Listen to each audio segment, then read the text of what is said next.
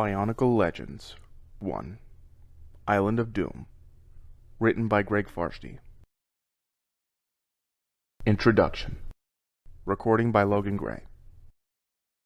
6 powerful figures stood on the shore of the once great city of Imrukii. They were the Toa Nuva, heroes whose power and skill had defeated the darkness and allowed the Matoran to return to the place that had once been their home. All around them, Matoran were hard at work rebuilding the city. It had been damaged centuries ago by a massive earthquake, and then overrun by Rahi beasts. Most of Imrukii was in poor shape, some of it completely ruined. The Toa Nuva and Toa Nuva, Toa of Light, had spent most of the past few weeks assisting in this effort. Now they had been called away by Trajan and Trajan for a private conference. From their expressions, the Toa could tell they were not about to hear good news. Vakama led the Toa to an isolated spot where Trajan was waiting for them. Duma had been living in Imrukii, waiting for the Matoran to return for over 1,000 years. He looked at the Toa Nuva with undisguised desperation in his eyes. "My friends, I do not know how to say this," he began. 1,000 years ago, the great spirit Matoran was struck down by treachery and cast into a deep sleep.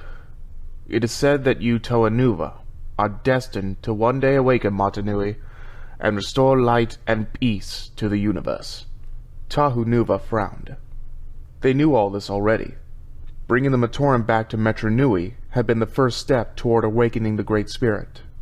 "I have studied the stars, few and dim as they now are," Duma continued, gesturing toward the darkened sky. It was true that few points of light could be seen, and those that were visible had hardly any glow. "I have consulted with Trajan, who was once a talented interpreter of the messages to be read in the heavens. He agrees with my findings." "Which are?" Toa Nuva asked, impatience creeping into his voice. "Matoran is not merely asleep," Duma said quietly. "My friends, Matoran is dying." After the initial shock and disbelief had passed, the Toa Nuva insisted on seeing the proof of Duma's claims. He and Nuju showed them how the passages of the stars, and their diminishment in brightness and number, spoke of an end to all things. In the time that had passed since Matoran first fell into slumber, the Great Spirit's hold on life had gradually grown weaker. If action was not taken, he would die, and all hope for the universe would be lost. "What can we do?" asked Gali Nuva, Toa of Water. "With all our power, there must be some way we can save Matoran." "And so there is," said Duma. "There is a great Kanohi mask of power, the Mask of Life, hidden far from here. That mask is the key to saving the life of Matoran. You must travel to an island that should not exist, but does, to find this treasure." "And when we found it," said Toa Nuva, Toa of Earth, "then what?" "It is our belief, our hope, that once you have the mask, the Great Spirit will find a way to tell you what to do next," said Vakama. Toa Nuva nodded. "This doesn't sound very hard, not compared to some of the things we have already done. We travel to this island, find this mask, and quick save the universe," finished Nuva brightly. "Just like past old times." Trajan shook his head. "Do not take this task lightly, Toa Nuva. The stars are there for all to see, including those with evil intent. There are some who would not weep at Matoran's passing, and others who simply wish to possess the awesome power of that mask. If they should reach its hiding place before you—" Tahu turned to Gali. "Tell Toa Nuva, we must leave at once." "No!" snapped Duma. The others looked at him, startled. "Toa Nuva must stay here." Kopaka wheeled on the Turaga. I don't understand.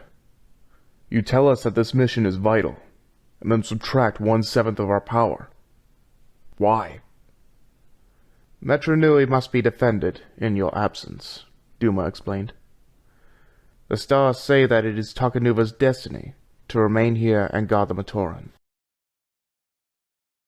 I have to stay? Asked the Toa of Light in disbelief. The others may need me. I should be with them. You are needed here, said Turaga Vakama. The time will come when your power may be all that stands between us and the darkness. On that day, you must be prepared to act. Until then, your place is in Metru with us. All right, I will stay, said Toa Nuva. But the others, do you think they will be all right? Vakama pondered for a long moment before answering. Then he said simply, No, Toa Nuva. No, I do not. Chapter 1. The Island of Voyanui. The small armored figure walked purposefully across the rocky landscape. His eyes scanned the ground and the steep slopes on either side, searching for the slightest sign of moisture. It was a ritual he repeated every day without fail, but one that grew more frustrating each time. There is precious little water left, Garin thought, as he studied the bone-dry terrain.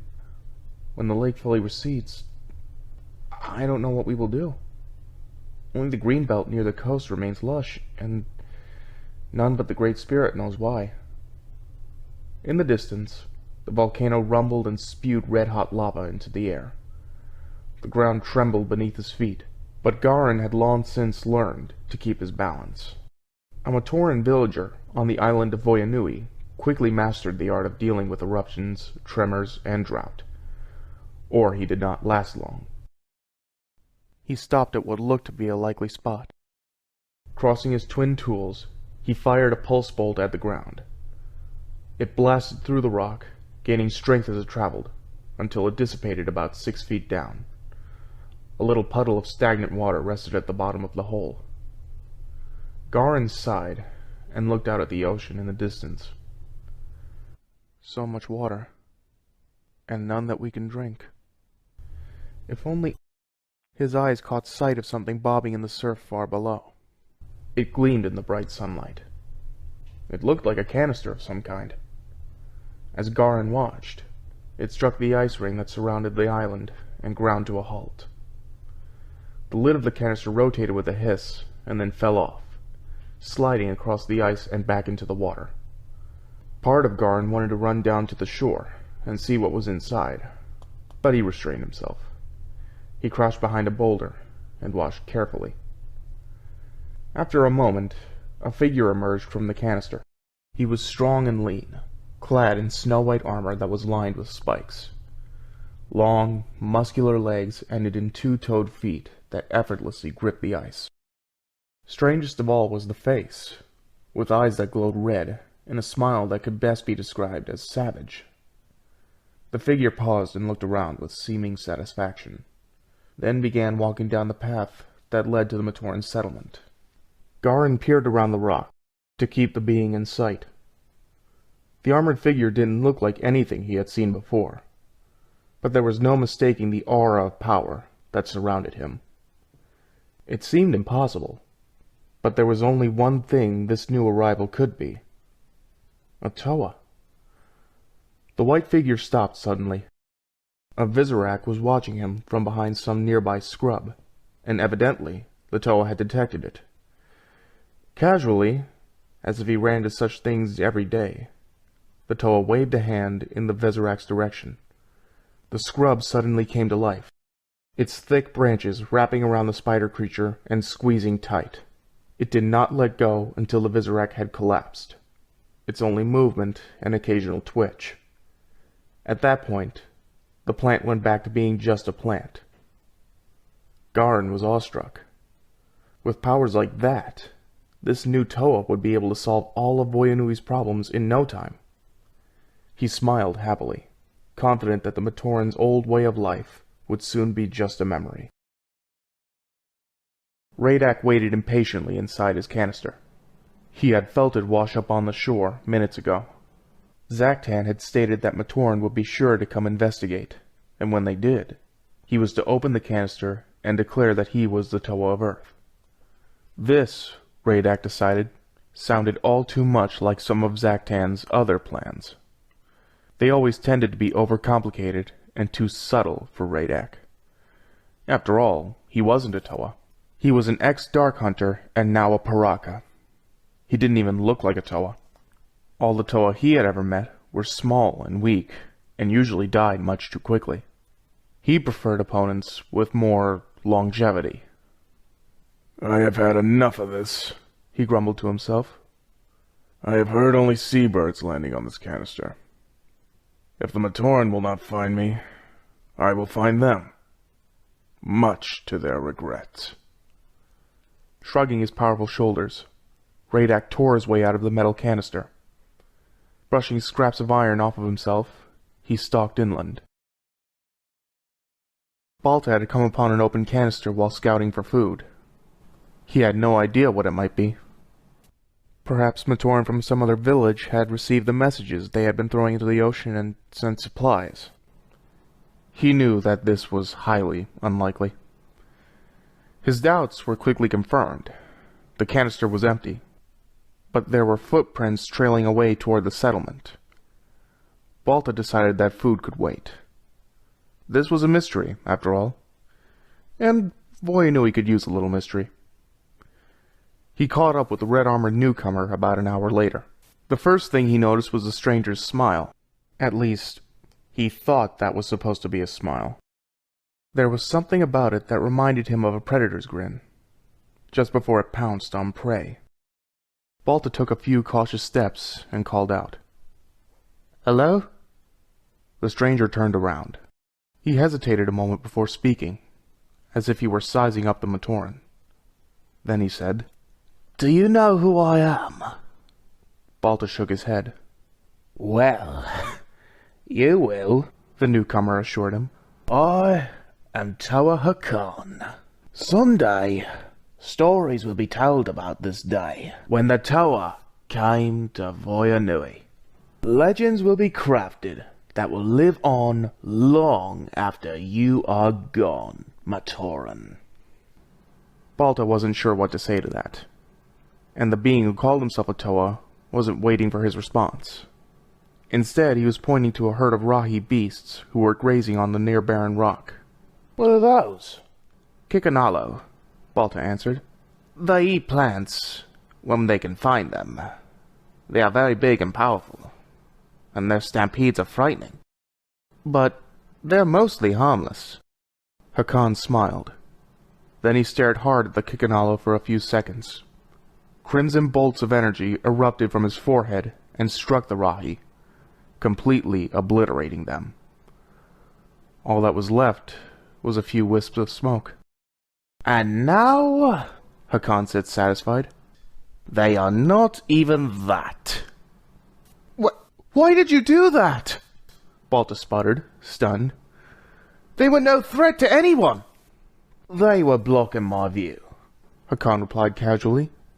"I believe it's time for you to take me to your village. After all, we have legends to create, don't we?" Balta couldn't give any answer but yes. After all, who could deny a Toa what he wanted? But he couldn't help looking back at the charred earth where once some of the mightiest of Rahi had stood. Piruk ran for his life. Flashes of memory intruded on his panic, goading him to run even faster. He had been walking along the beach. He had spotted a canister.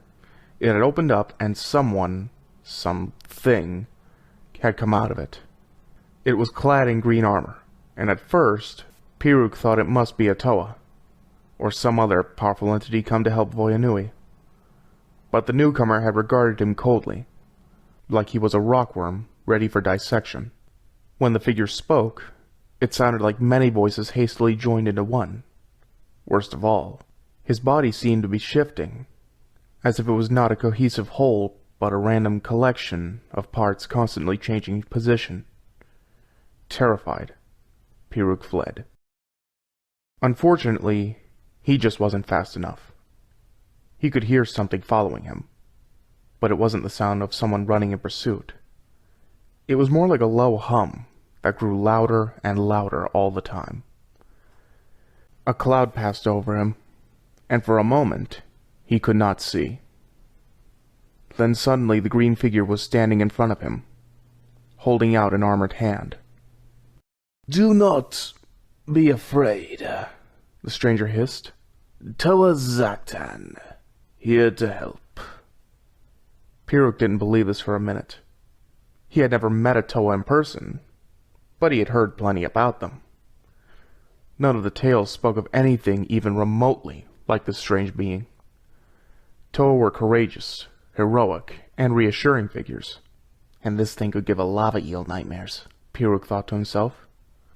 "All right, I'm not afraid," he lied.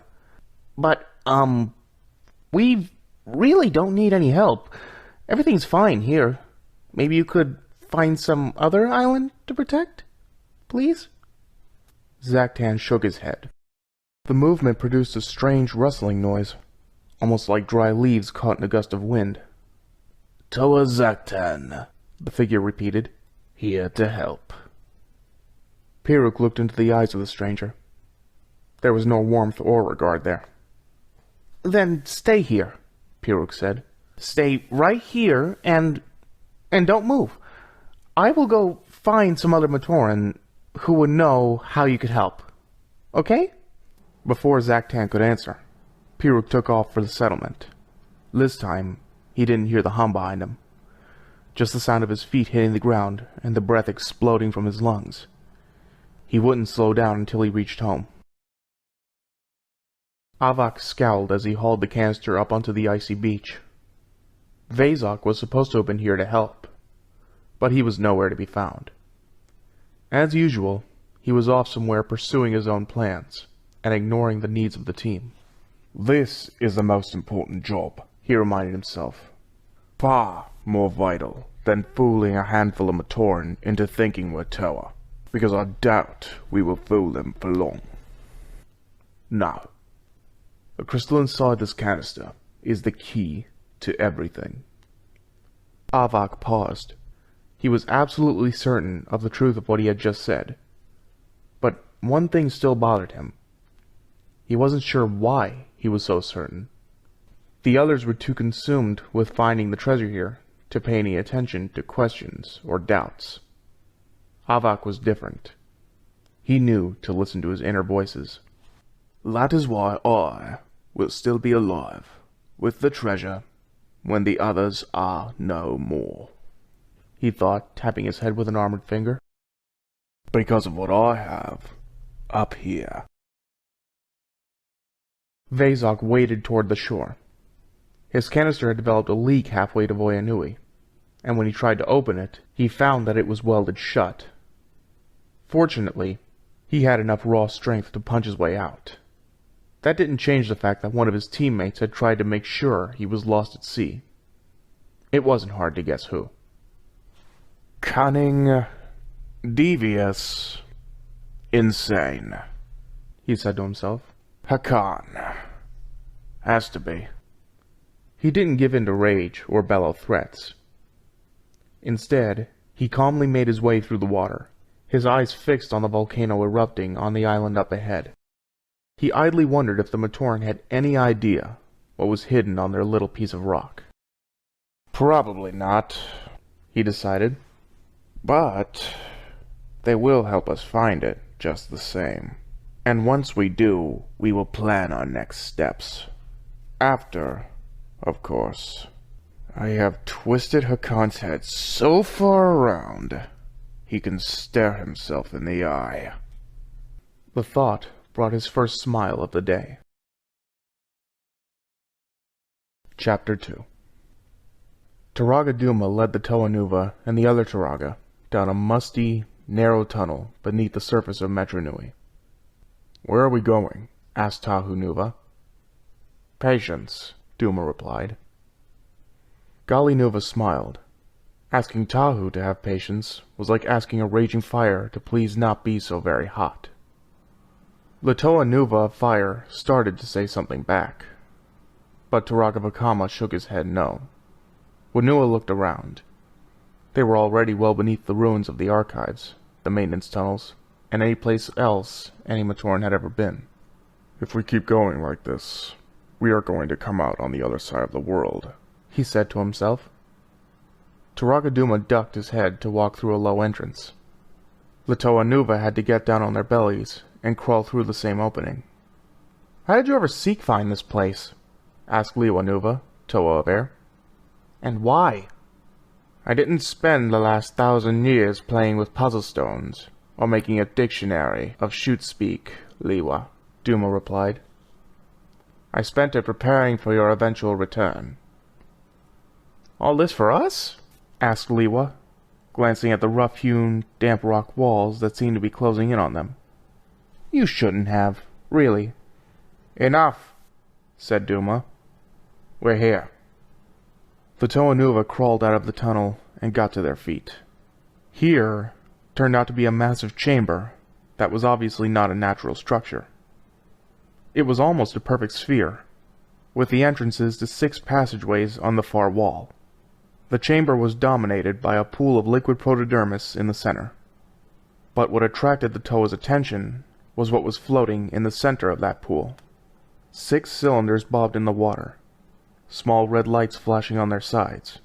They looked almost exactly like the cylinders that had first brought the Toa to the island of Motunui. How they had wound up in them, or ended up in the waters around the island, was still unclear. But they now knew that they had spent perhaps 1,000 years floating in the ocean in those canisters, before finally being summoned to the island.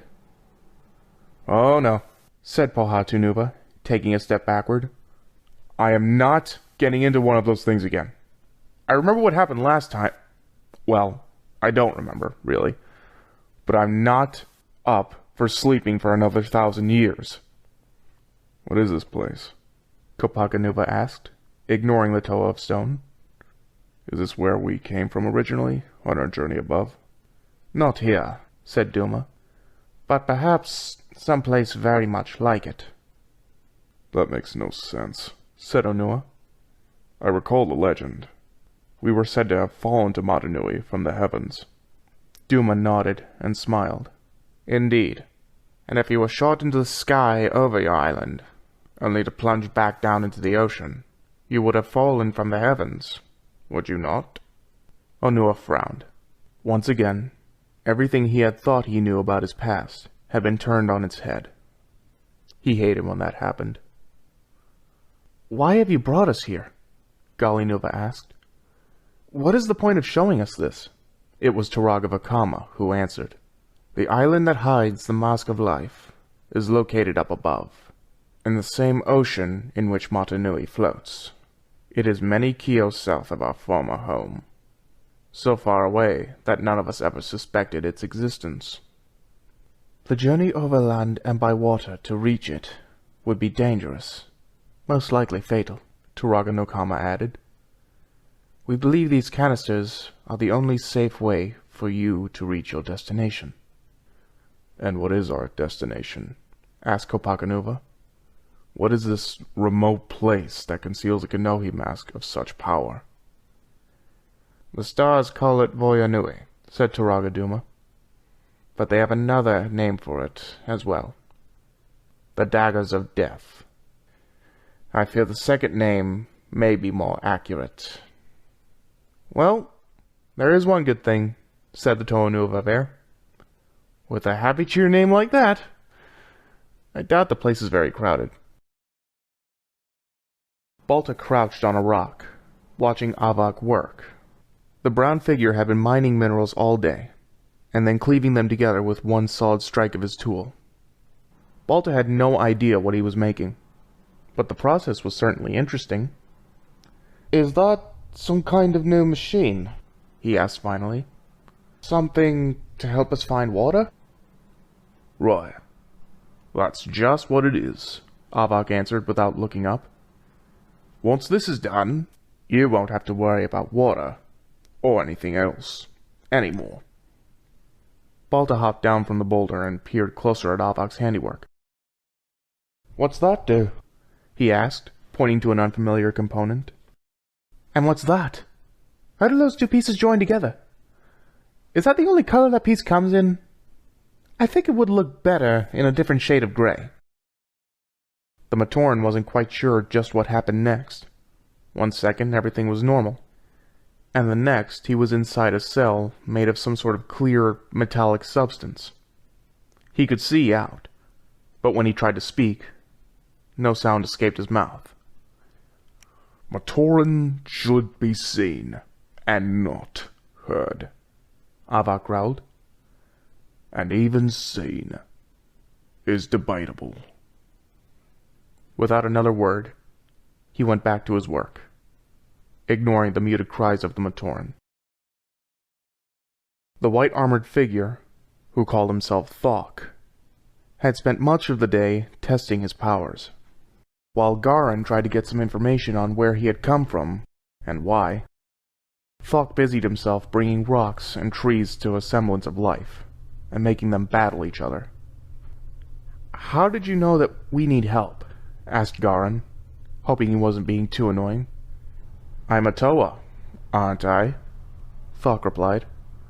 "Knowing things is part of my job, along with imposing my idea of peace and order on others, and unleashing elemental powers on anyone who disagrees with me." He paused, then quickly added, "More knowing things, though. Now it's your turn. Why are you here? What keeps Matoran on such a barren rock?" "This is my home," Garin answered. 1,000 years ago, or so, we were part of a much larger landmass. Then there was a quake, an explosion, and our portion of the continent broke loose and rocketed upward. Many good friends died that day. Those of us who survived were determined to make a life here, in their memory. "Very noble, very moving," Thok said quietly. "And of course, I don't believe a word." Garin was too shocked to reply. Thok continued. "There are only two good reasons for you to have stayed on Voyanui all this time, scratching and clawing for bare existence. One, you're too cowardly to try and escape, or two, you're hiding something. There's a treasure on this island, and you don't want to leave it behind. That's the truth, little Matoran, isn't it?" "No!" cried Garin. "Treasure? On this island? You've been reading the wrong legends." Thok's eyes narrowed, and his smile turned into a snarl. Garin took a step back. "I'm sorry, but if there was treasure here, I would know, wouldn't I?" "Yes," said Thok, leaning close. "You would know. That is exactly the point." The Matoran decided to change the subject. "What kind of Kanohi mask do you wear, Toa Thok? I have never seen one, shaped quite like that." The armor figure smiled. "I am not wearing a mask." "Oh," said Garin, confused. "I thought all Toa wore Kanohi masks." Thok's chilling grin grew broader. "Now why would I ever want to cover up this face?" Delu walked purposefully down the shore. Up ahead, Vezok sat cross-legged on the rocks, gazing up at a tall, skeletal tree. She hated to disturb him when he was apparently in deep meditation, but there were many things she needed to ask. As a Toa of water, he would certainly have the inner strength and sense of balance to be able to help her. "I'm sorry to intrude, Toa Vezok," Delu began, "but I need some advice. You see, I have a terrible temper. Garin says I erupt worse than the volcano. I don't know that I am that bad, although I did get a little irritated last week and smash a rock wall with my head. Still, that's no reason to... Vezok held up a hand. Be still. The others fear your anger, but you should not. If they are too weak to stand up to you, then that means you are meant to command them. Seize control from your Turaga. Take over the island. Then come see me when you're done. Delu thought her ears were playing tricks on her.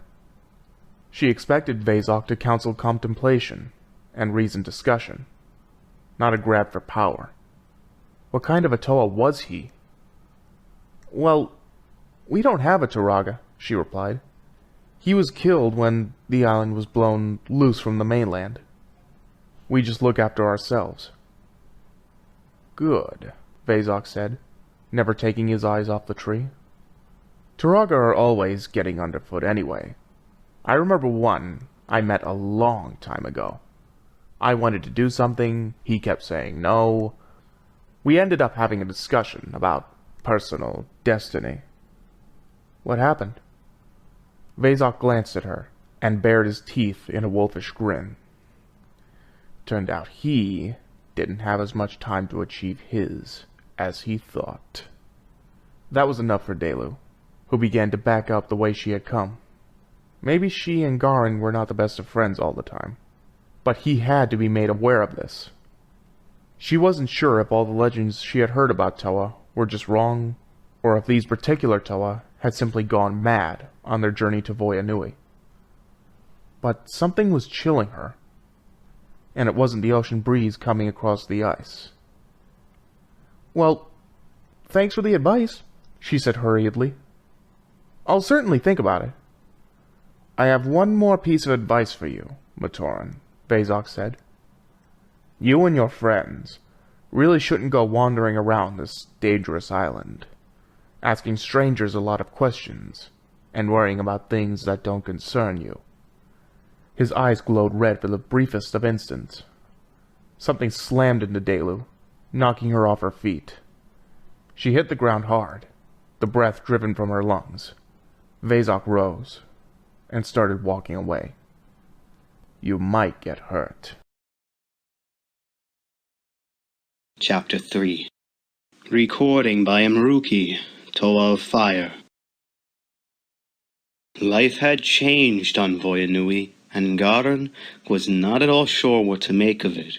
In the days since Thok, Radak, Hakan, Zaktan, Avak, and Vezok had arrived, they had transformed the island to their liking with the help of the Matoran. 2 teams of villagers, led by Dalu and Kazi, had been put to work drilling holes in the side of the volcano to allow the lava to flow out. Piruk and Balta were overseeing teams assigned to dig vast reservoirs to collect the lava. None of this made much sense to Garin. Voya Nui's problem was a lack of water, and they could not drink molten lava or the rock it hardened into. The strangest project of all was Velika's. His group of Matoran had been put to work building a massive structure in the center of the island under the supervision of Toa Avak. They had already been informed that, once it was completed, no Matoran would ever be allowed to enter. The whole situation disturbed Garin greatly. Since arriving, the Toa had done nothing toward alleviating the drought or aiding in the defense against dangerous Rahi. They had either ignored requests for help on various matters or else postponed dealing with them indefinitely. While they had not done any harm to a Matoran, so far as he knew, they had also shown no patience with slow or clumsy workers. Some Toa, like Zakdan, seemed to want to avoid the Matoran as much as possible. This is not how Toa should behave, Garin muttered to himself. And you, of course, are an expert on that? Garin jumped at the sound of the voice behind him. He turned to see Hakan standing there, a nasty smile plastered on his face. You have seen Toa in a crisis before, Hakan continued. his tone smooth and dangerous. "You know just how this should handle matters." "No, that's not what I—" Hakan grabbed Garan by the throat and lifted him into the air, still smiling all the while. "Why don't you do your job, Matoran, and let us do ours, He gently put Garan on his shoulder. The Matoran wanted desperately to jump off, but he feared what would happen if he did. "Now, over there, we will build the temple," said Hakan, pointing to a rocky peak. "I think that will be just about perfect." The area Hakan indicated was one of the few inland areas of the island that supported any vegetation. A thick bed of flowering plants somehow managed to survive the hostile terrain and flourish, much to the delight of the Rahi who came there to feed. "Of course, we will have to be rid of all that shrubbery," Hakan said. His eyes glowed a bright red, and a second later, the plant life was ablaze. Garan felt his heart sink. "Now it is ready for the temple," Hakan announced, satisfied. A temple dedicated to what?" "To the three things that matter most in my life," Hakan answered solemnly. "The three things I consider first before taking any action." Garan had no idea what he might be referring to, but decided to give the Toa the benefit of the doubt. "Unity, duty, and destiny," he suggested, naming the three virtues that guided Matoran life. No, Hakan laughed. "Me, myself, and I." Metru Nui had been abandoned for many centuries, and it looked it. Wreckage from the earthquake a millennium ago was still strewn everywhere, and it had to be cleared before the Matoran could begin work rebuilding their city. Jala had been leading these efforts in Ta Metru for some days. He had grown accustomed to the sight of Turaga Vakama and Turaga Duma watching over the work, while Toa Nuva used his flame power to melt rubble into slag. Now, though, both the Turaga and Toa Nuva were conspicuous by their absence. The rumor was that this was the case all over the city. Puzzled and worried, Jala had traveled to Ko Metru to see if anyone there had heard anything. He was surprised to spot Matoro hard at work overseeing the repair of a knowledge tower. As Turaga Nuju's aide and translator, Matoro was always with the elders. Jala wasted no time. "Where are they?" "Who?" said Matoro, not taking his eyes off his task. "The Turaga, the Toa Nuva. No one has seen them today, and whenever they vanish like that, it means trouble is coming. Now where are they, and why aren't you with them, Matoro?" The Komatoran turned to his friend. Jala recognized the look in his eyes. It meant Matoro had learned something at one of the Turaga councils and was forbidden to speak of it. "If I tell you what I know, I will violate my oath," Matoro said. "If I tell you I know nothing, I will be lying to my friend. You can imagine how enthusiastic I am about having this choice to make. I'm sorry, Jala. I can't give you an answer." Jala patted Matoro on the shoulder. "All right, but in this case, old friend, not giving an answer is giving an answer. There is danger the Toa must face, and whatever they confront inevitably comes after us too. I need to find out what's going on." Matoro shrugged. "I can't imagine who you can ask." Jala smiled and gestured toward the coast with his crafter's tool. "Oh, I do. You like riddles, Matoro. Try this one. What's white and gold and can't keep a secret to save his life?" "Toa Nuva." The Toa of Light turned to see Jala approaching him. The Matoran was riding Puku, the usul crab that had once been Toa Nuva's pet. After becoming a Toa, Toa Nuva had given Puku to his best friend. "Jala, I thought you would be busy rebuilding the Great Furnace one brick at a time, or polishing the archives." The Toe of Light chuckled. Instead, you're not working and you're here, and Toa Nuva's smile faded. This can't be good, can it? No, but it can be quick, said the Matoran. Where are the Toa Nuva? Toa Nuva thought for a long time. Then he said, All right, I guess you should know. In fact, I know you should. We just got finished hearing all the secrets of the Turaga's past, and now they're keeping Matoran in the dark again. I won't stand for that. Jaller reached out and shook the hand of the Toe of Light. Then let's go tell them together. Garin sat alone on a rocky peak that afforded an excellent view of the entire island. He had been wandering around, troubled, since his encounter with Hakan. It now seemed the Matoran needed help to save them from the Toa. He thought bleakly. He spotted Dalu climbing up the slope. He knew instantly that something was very wrong, for he had never before seen her looking afraid. We have to talk, she said as she reached the summit, and I hope it's not already too late. Avak gently tapped 2 pieces of metal into place, then stood back to admire his work. From bits and pieces salvaged from the canisters, he had constructed a handheld tool that would give the Piraka complete mastery of this island. Now we just had to make 5 more, 1 for each of... Or do I? He thought suddenly. Zaktan might say he wants everyone equipped, but what can he really do about it if I say no? Then he remembered a night long ago, an island far to the south in a Toa of plasma who didn't beg quite loud enough or share quite enough information. Zaktan had dragged the Toa off. Less than 2 minutes later, the Piraka leader returned alone.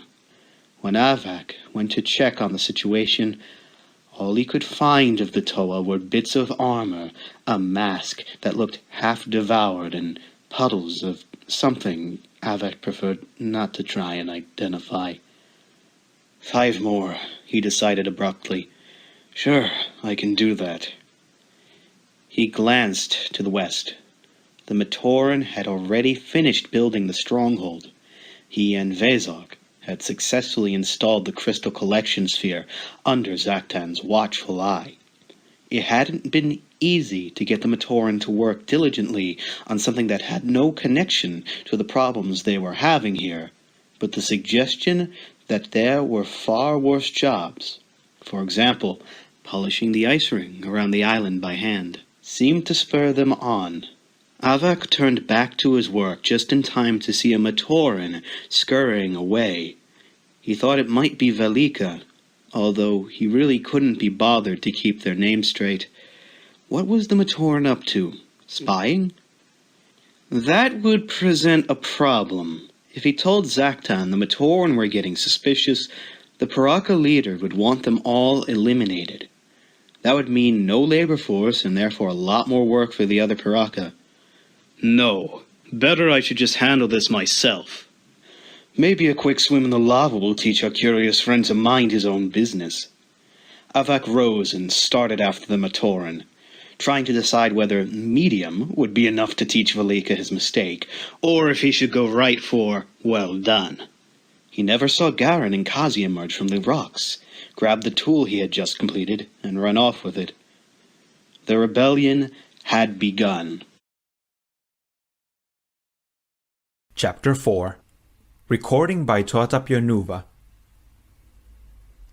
Toa Nuva and Jalar emerged from the tunnel to see the 7 Turagas standing alone.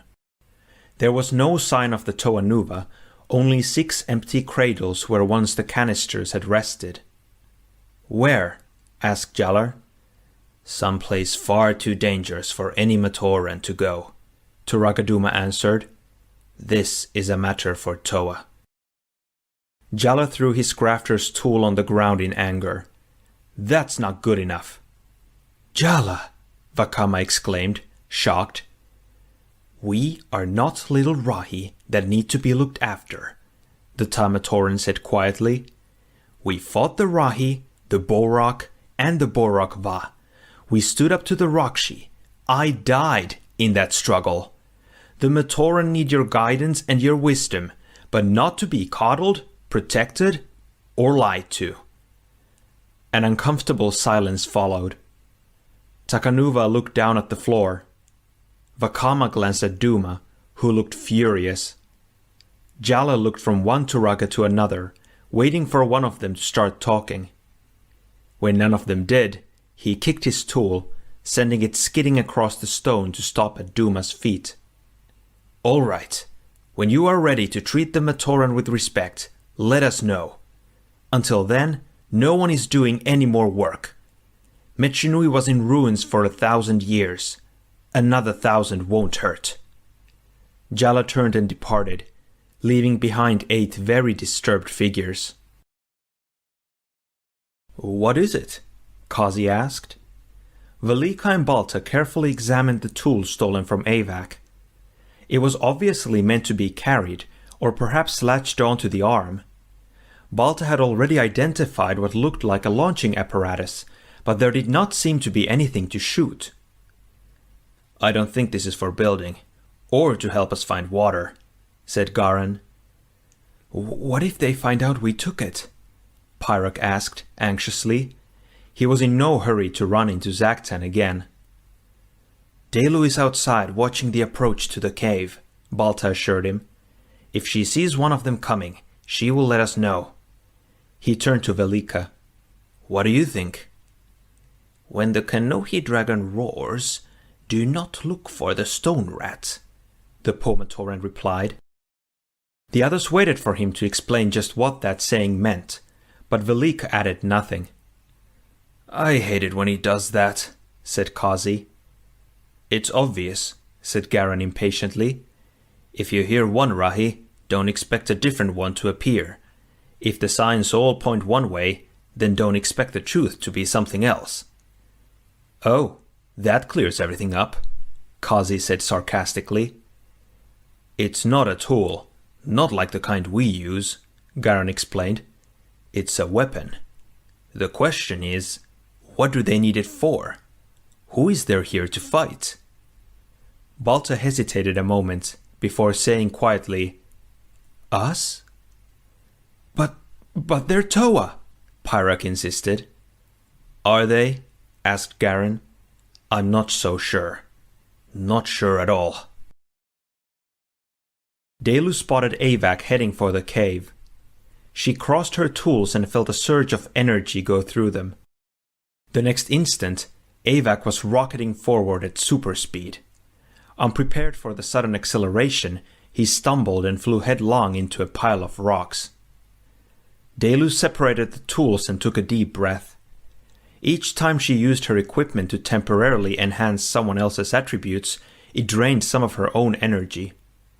She knew what would result if she used the tools too often in a short span of time. Unconsciousness, and probably death. But she had already decided she would risk whatever she had to in order to keep Avak from finding the others.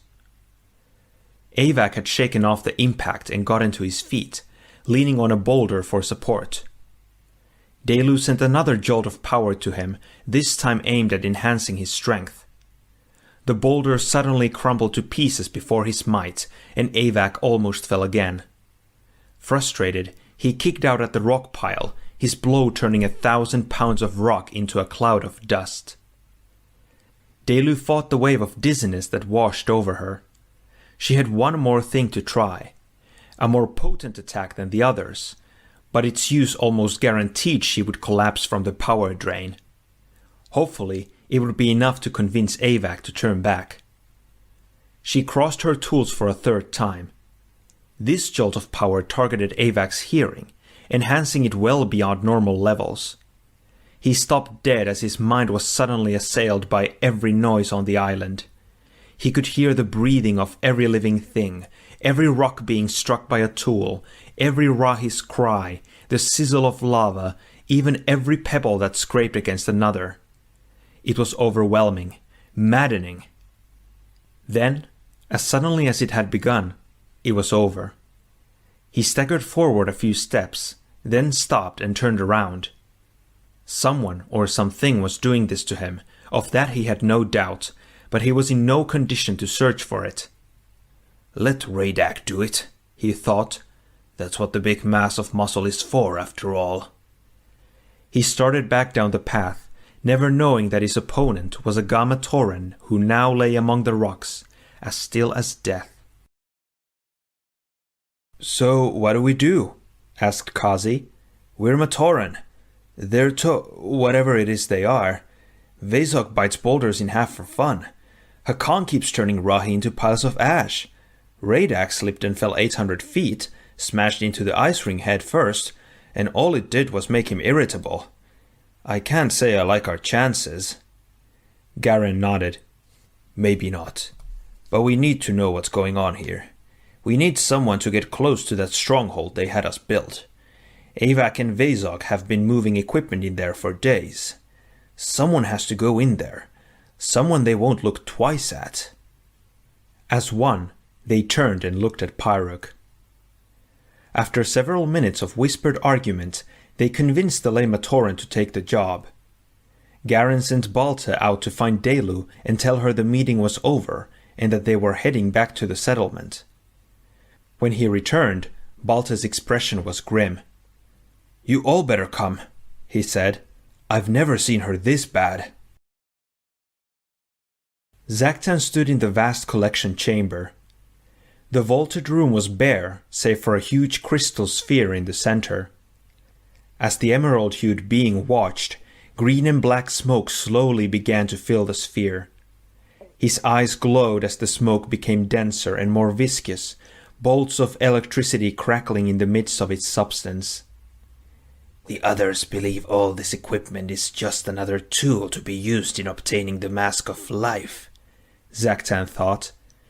"They have no concept of what it is really for, nor will they until it is far too late." "Soon," he whispered in a multitude of voices, "when the gathering is complete and the mask has been found." In a heavily shadowed corner, Pyrrhus listened, paralyzed with fear. Slipping into the building past Radak had been bad enough. Finding this horror inside was enough to make him want to turn around and tell Garen to do his own information gathering. "Life from death," the armored figure breathed. "Death from life." "And me a long way from here," Pyrrhus decided, edging toward the exit. He had made it halfway there when the door suddenly burst open, and Hakan and Avak marched into the room. Zaktan whirled at the unexpected interruption. "You were not summoned," he hissed. "The Matoran are getting restless," Hakan replied. "If you weren't spending all your time in here, you would know that.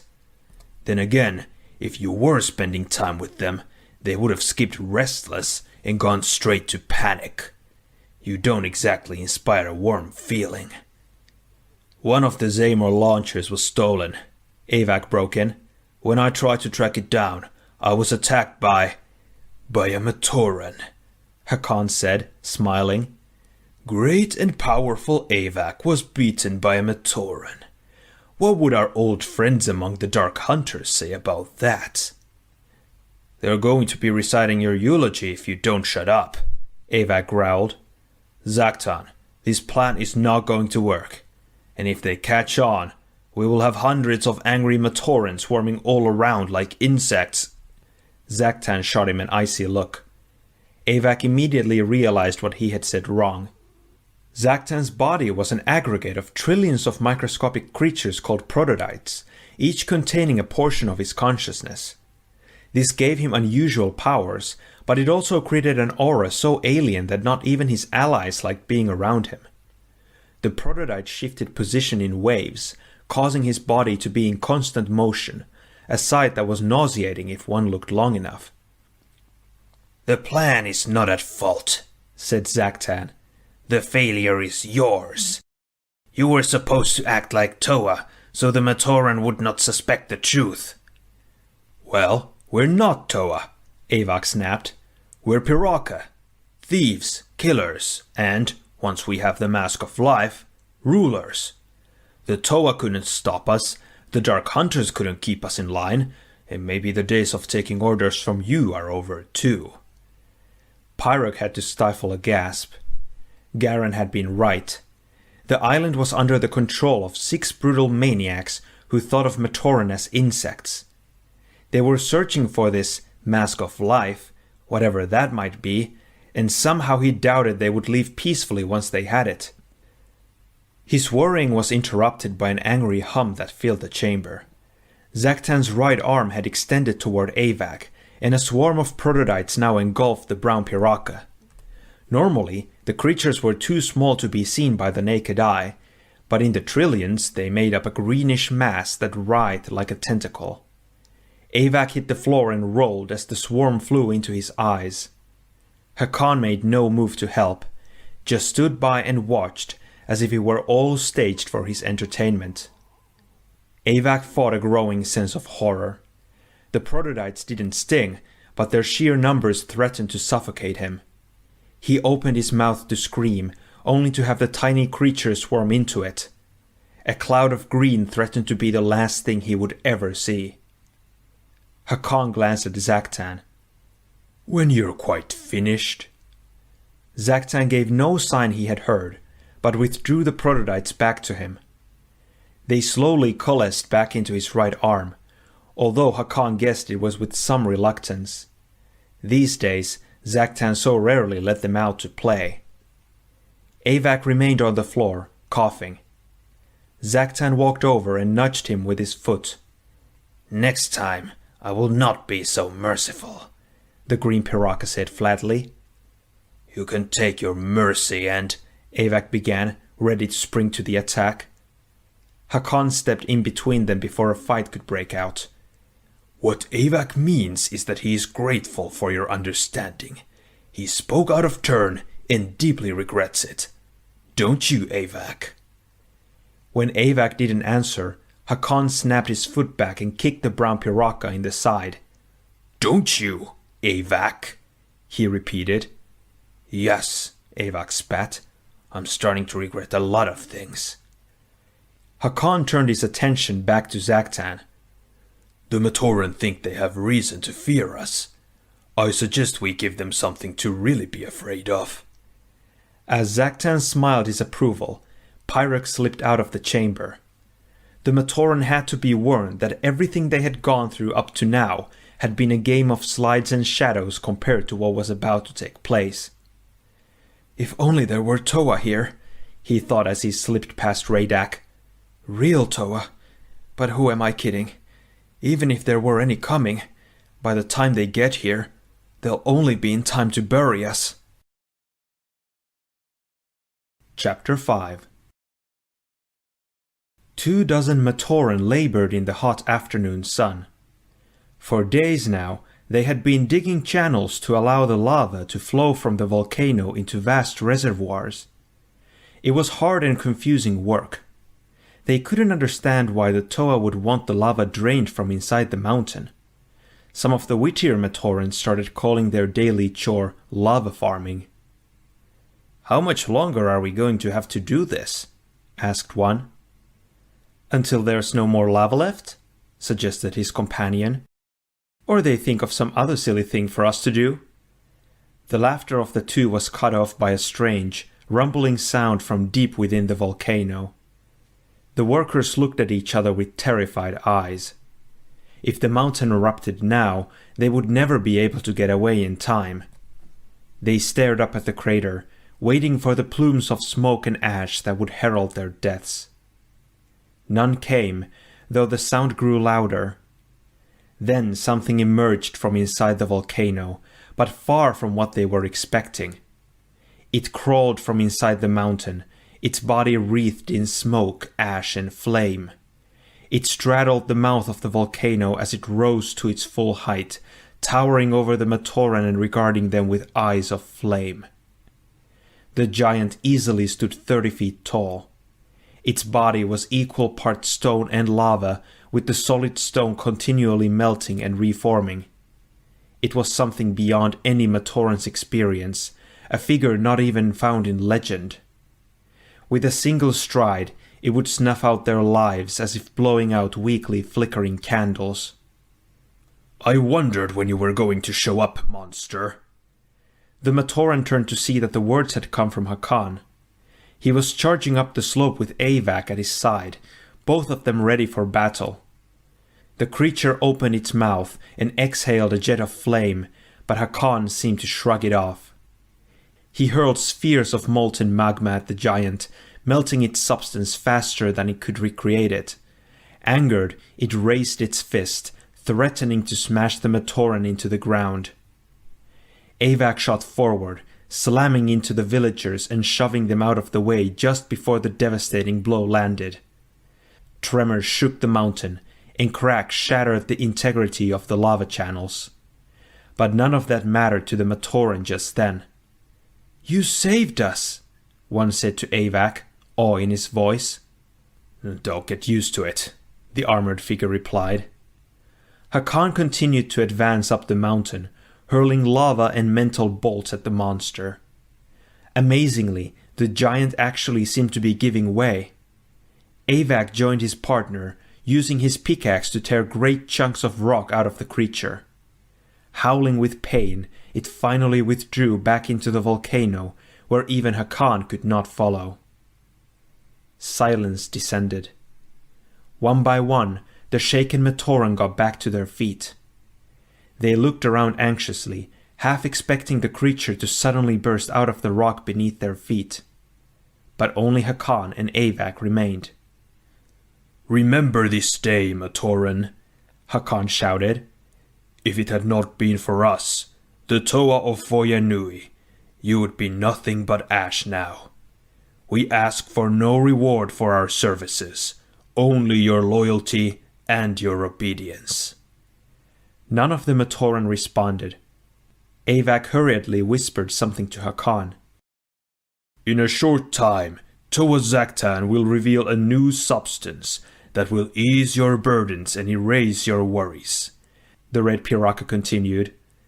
"This will mark the dawn of a new day on Voyanui. We hope and expect that you will embrace the great opportunity we are giving you, and will turn a deaf ear to any who might want to turn you against us." The Matoran looked at each other, puzzled. Who would challenge Toa? Especially after they had just proved their heroism by defeating such a frightening beast.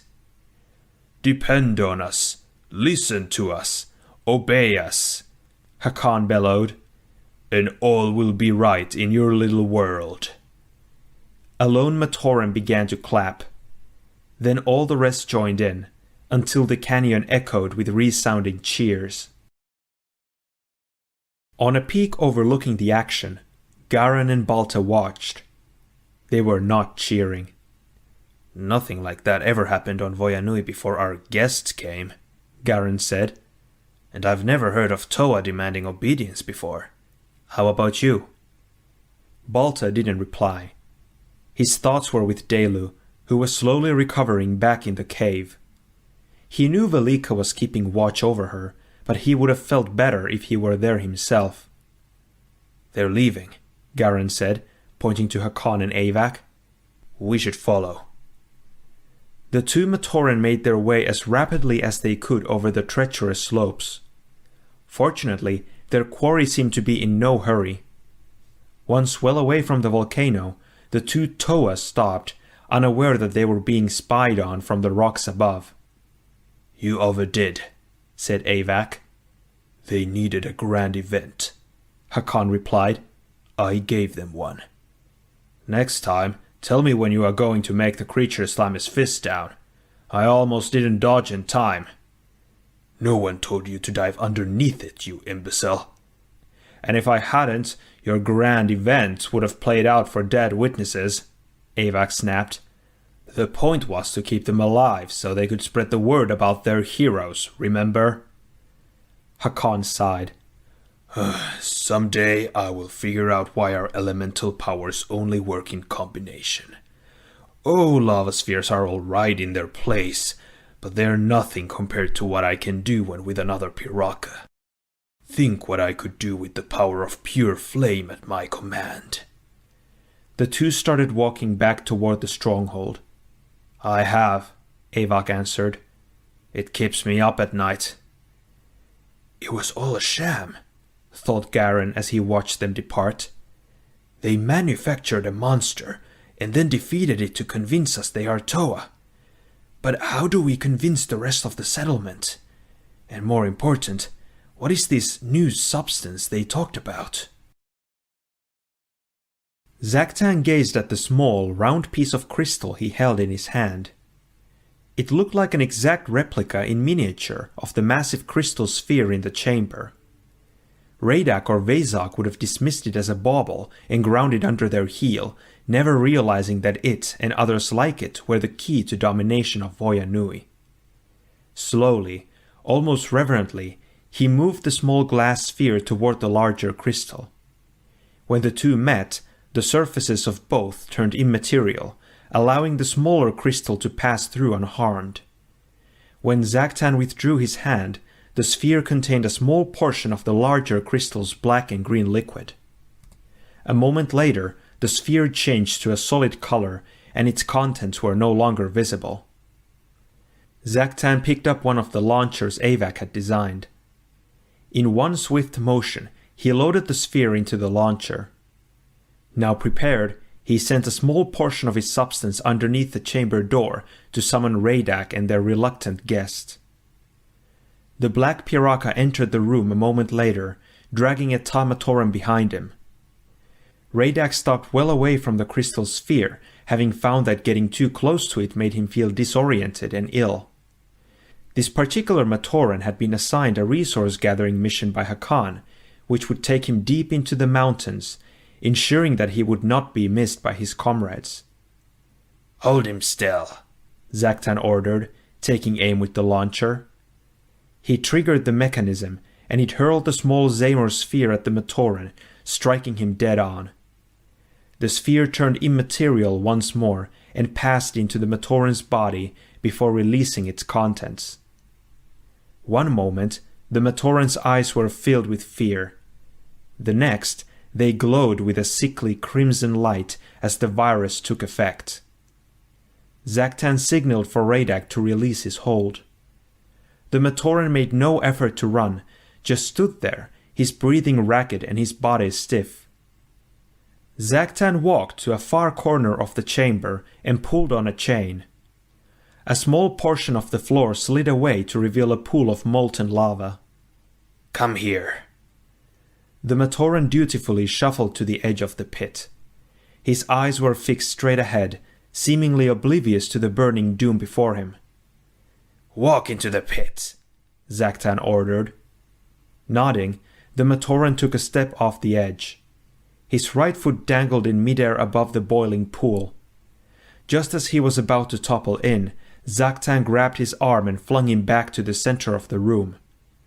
The Matoran immediately rose and started for the pool again, halting only when Zaktan shouted, "Stop!" Radak walked warily around the blanked-eyed Matoran, now standing frozen in place. "What did you do to him?" "I did nothing," replied Zaktan. "But the contents of that crystal sphere, that has delivered this island into our hands. No more worries about Matoran stumbling upon our plans, or hesitating to carry out the dangerous work we require. Now they will be perfect, obedient slaves with no want and no fear. They will labor until they die, Radak, at my command." The black Piraka could not help but catch that Zaktan said "my command" and not "our command." Worse, he knew it was no slip of the tongue. As long as Zaktan was the only one who could get close enough to the sphere to create ammunition for the launchers, he was in a position of power. Radak took 2 steps toward the huge sphere and stopped. Pain struck him in waves, as if something in that sphere was trying to override his mind and spirit. It was too strong to fight, but he knew surrendering would be his last free act. He had no choice but to back away. The other Piraka had already told him of similar experiences. None of them understood why Zaktan seemed immune to the bizarre effect. The green piraka turned his attention back to the Matoran. "You will return to the settlement," he ordered. "You will behave normally. You will see to it that all other Matoran are gathered in the center of the village at sunset. Do you understand?" The Matoran nodded and turned away. He would return home and carry out his commands. Nothing would stop him. Zaktan turned to Radak. "Alert the others. Have them come here before sunset to claim their launchers and gather a supply of Seymour spheres. By the rising of the moon, every Matoran on this island will exist for but one purpose: to find the Kanohi Mask of Life for the Piraka." Delu stirred and opened her eyes. She was lying on the hard stone floor of the cave, a blanket of reeds loosely covering her. Her friends looked down at her with concerned eyes. "See?" Garen said to Balta, quietly. "I told you she would be all right." "There is nothing funny about a muaka at midnight," Velika said, as if imparting the wisdom of the ages. Kazi shot him a hard look. "Okay, now that one just made no sense at all." "He's trying to say she scared us," Garen said. He turned back to Delu. "And you did. Which one was it?" "Avak," she replied, struggling to sit up. "I had to, or he would have found you." "You definitely did the right thing," Garen assured her. "You did the brave thing," Balta added. "Of what use is the roof against the rains," said Velika, "if there are no walls to stem the flood?" "That does it," Kazi snapped, starting for the cave mouth. "If anyone wants me, I'll be back at the village where they don't speak in riddles." "He has a point," said Balta. "On top of his head," Kazi replied. "Delu's sacrifice means nothing if we don't stop them from doing whatever it is they are here to do," said Balta. "And I, for one, don't intend to allow what she did to go to waste. How about you?" Before Kazi could reply, Pyrrhuk burst into the cave. "Garen! The others!" "What is it?" "One of the Matoran, Dazalk, he's gathered them all in the center of the settlement," Pyrrhuk said, barely getting the words out. "He says it has something to do with the Toa." Garen pondered all of 2 seconds before coming to a decision. "All right. Delu will be safe here while the rest of us go check this out." "We'll all go," said Delu, back on her feet. "If there's going to be a fight, I'm not missing out." "If we're lucky, there will be a fight," said Garen as he led them out of the cave. "If we're not, there will be a slaughter." Chapter 6. Recording by Trajan Ehm. The Matoran stood in the heart of their settlement in the twilight. They had gathered here with the understanding that something momentous connected to the Toa was about to happen, and they would be privileged to witness it. Now, after a few minutes of standing and waiting, some began to fidget, others to pace, and still more to scan the surrounding cliffs for some sign of their heroes. Torches were lit. Small groups began to converse. At first, the tone was puzzled and a bit worried. Where were the Toa? Had something happened to them? For that matter, where was Dazalk? This had been his idea. Angrier voices started to be heard. Was this supposed to be a joke? The Toa are probably never coming. It was all a lie. Wait until I see Dazalk again. Then, as if someone had thrown a switch, all talking ceased. One Matoran pointed up toward the south slope, indicating something that so far only he could spot. And then, the waiting was over. 6 Piraka, each armed with a launcher, advanced toward the Matoran from 6 different directions. They said nothing, only smiled. The reflections of torchlight turned their armor red and gold, but they were not the pure, clean colors of a Toa of fire. No, they were the fearsome hues of creatures from the pit. Shadows slithered like snakes over their faces and bodies, obscuring their expressions, with the exception of those ever-present malevolent grins. Before any of the villagers could cry out, Zaktan fired his launcher. The sphere flew rapidly through the air, struck a Matoran, and passed into his body. Now the others began to fire, and the Matoran panicked, looking desperately for a place to flee. The high rock walls around the settlement had been meant to keep enemies out. On this terrible night, they served only to trap the Matoran inside with 6 monsters who lurched from the darkness, sowing fear and despair. There was nowhere to run. Foolishly, the Matoran bunched together, making themselves easier targets. Those who were struck stood straight and still, waiting for orders. Hakan amused himself by sending some of the enslaved Matoran to capture and hold others long enough for his launcher to do its work. A gust of wind swept through the village, extinguishing the flames of the torches. The settlement was plunged into darkness, punctuated only by the cries of the Matoran and the dull, awful sound of spheres being launched and launched and launched. By the time Garan and the others reached the settlement, it was all over. The village was empty. By the light of their torches, the Matoran could see the smashed statuary, the damaged Suva shrine, and other evidence of the panic that had preceded their arrival. Of their friends, there was no sign at all. Pyrrhic heard a moan. He turned to see Dazalk slowly getting to his feet. The Matoran shook his head as if trying to recover his bearings. Then, without so much as a glance to left or right, he began to march out of the village. Balta immediately put himself in Dazalk's path. "Where are the others? What happened?" he yelled. Dazalk's dead, crimson eyes stared straight ahead. He kept trying to walk forward. When he finally realized someone was blocking his path, he snarled and tried to shove Balta aside. The 2 Matoran traded blows while the others watched, too stunned by events to move. It was Garan who finally said, "Let him go." "Are you crazy?" asked Balta, struggling to keep his former friend from breaking away. "He may be the only one who knows what's going on." "All the more reason to let him escape," said Dalu.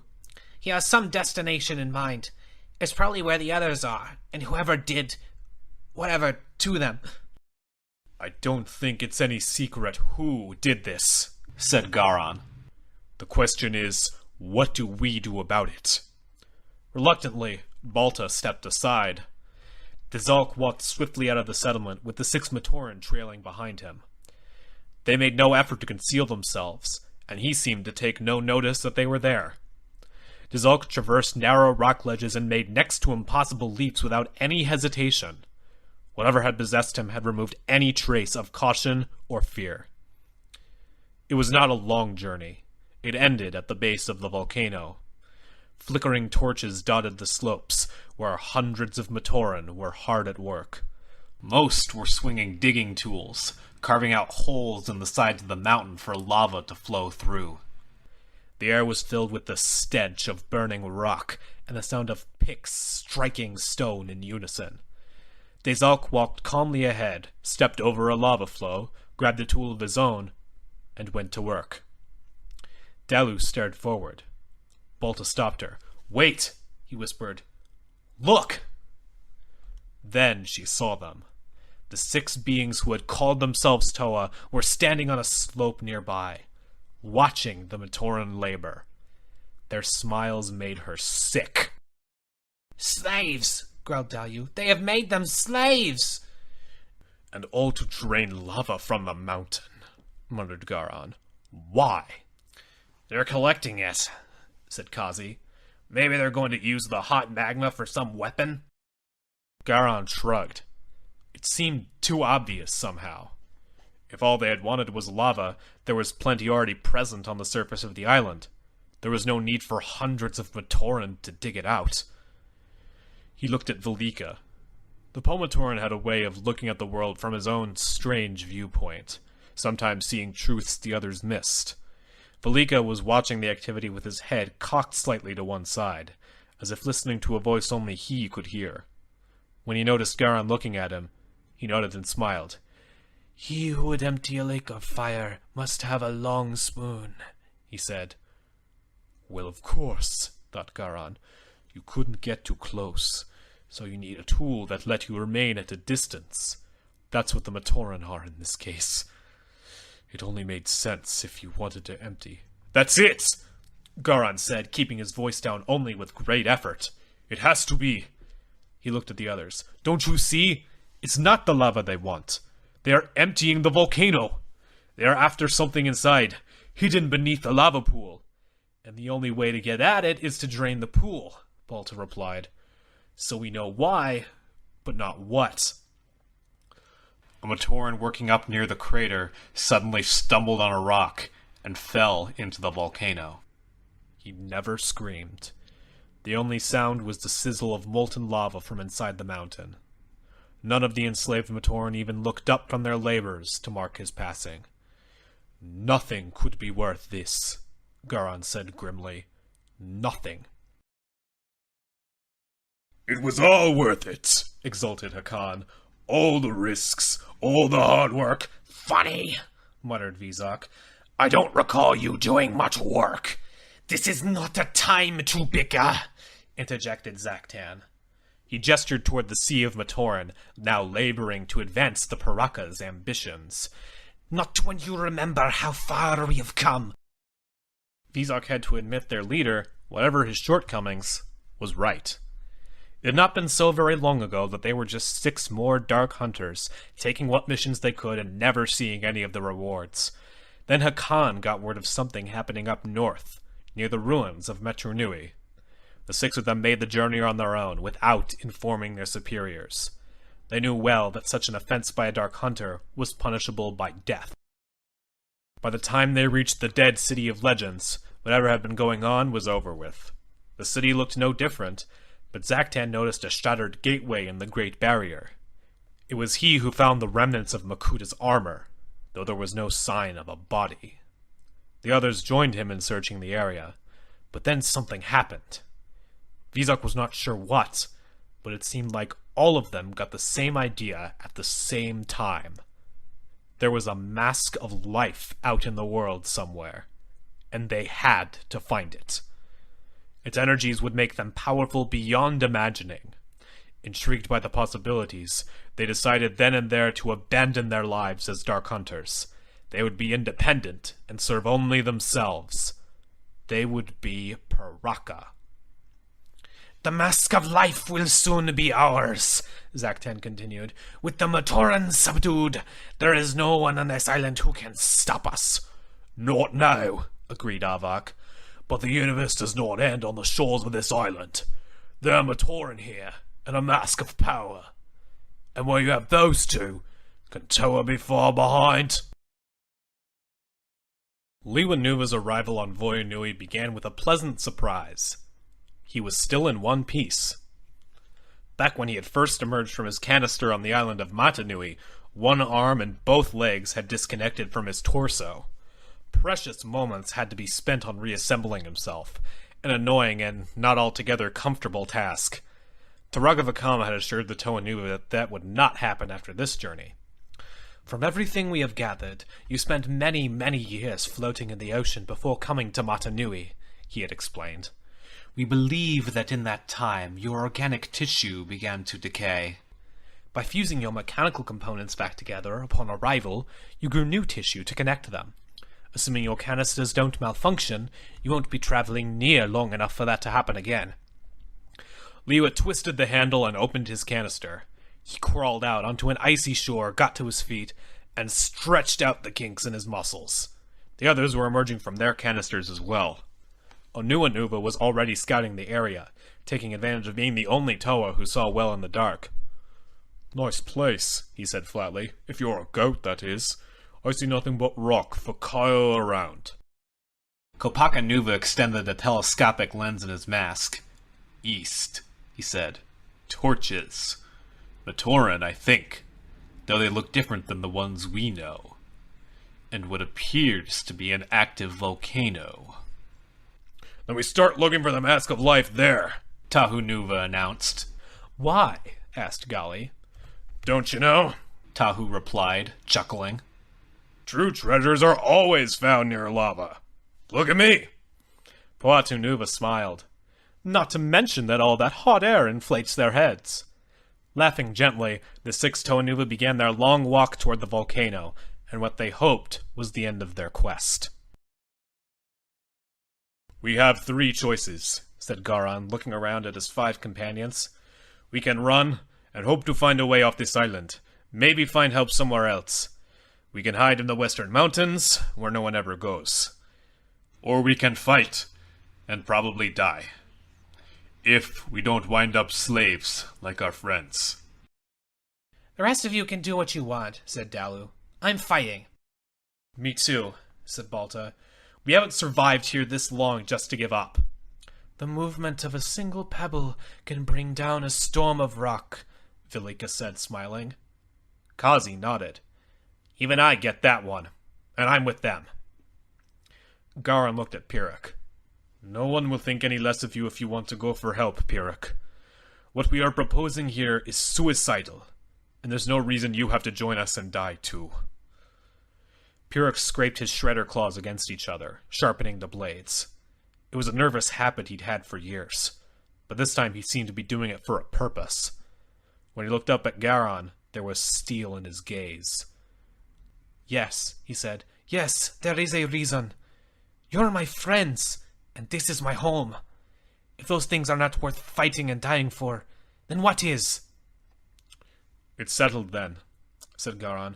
We may be doomed to fall, but before we do, we'll give our enemies reason to regret the day they set foot here. Let's show them you don't have to be a Toa to be a hero. Chapter 7. From a perch high above the Paraka, the 6 Matoran prepared their first strike. 2 of the enemies, Raidak and Hakan, had already departed, heading west. This was fine as far as Garan was concerned. The fewer obstacles to this operation, the better. Vizok put his launcher down, he said to Balta. Get down there and grab it. If you can't, at least make sure you get one of those spheres. My guess is they have something to do with what happened to our friends. If we can capture one, maybe we can figure out what it is, and how to undo what it's done. Balta nodded and disappeared into the night. Garan mentally counted down the seconds. If everything went as planned, Balta would be there and back with no problem. If something went wrong, his Matoran friend was as good as dead. 30 seconds, he said to the others. Get in position. We'll see if Velika was right about that pebble. Garan, look, said Kazi. To the west.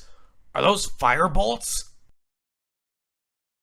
Down below, Zaktan was asking the same question. Avok's eyes glowed as his telescopic vision focused on the scene in the distance. After a moment, he shook his head. You're not gonna like it, he reported. We have company, and thanks to Raidak being careless about where he throws his boulders, they know we're here. Zaktan didn't need to be able to see the sight for himself to know what Avok meant. Toa, he spat as if the word were poison in his mouth. About time, said Vizok. I was beginning to think we were never going to get any action here. A rumble sounded above them, rapidly growing until it sounded like thunder. The Paraka whirled around. A sudden lightning bolt illuminated a huge rock slide heading right for them. The first of the boulders hit an outcropping, bounced, and flew right toward Zaktan. The green Paraka's body separated into its trillion component parts, each flying away from where he had been standing so the rock passed right through. Then he reformed, anger twisting his features. Scatter! He commanded. Balta waited until the last possible moment. The boulders were almost on top of him as he darted forward, his eyes fixed on Vizok's launcher. The Paraka were diving for cover, apparently unwilling to gamble that their powers would be enough to stop an avalanche. The Matoran reached the launcher just as Vizok realized he had forgotten his weapon. He turned to see Balta stealing it. The Paraka charged. Balta grabbed one of the spheres and took off up the slope. Once out of the circle of torchlight, the Matoran had the cover of darkness to conceal his flight. Vizok started to pursue, then turned to retrieve his launcher. By the time he got it, Balta was long gone. Toa and little Matoran thieves, he said to himself. Now this is more like it. You idiot! You moron! Hakan raged. You stupid, incompetent! Rydek grabbed him by the throat and choked his words off. I really don't think you want to finish that sentence.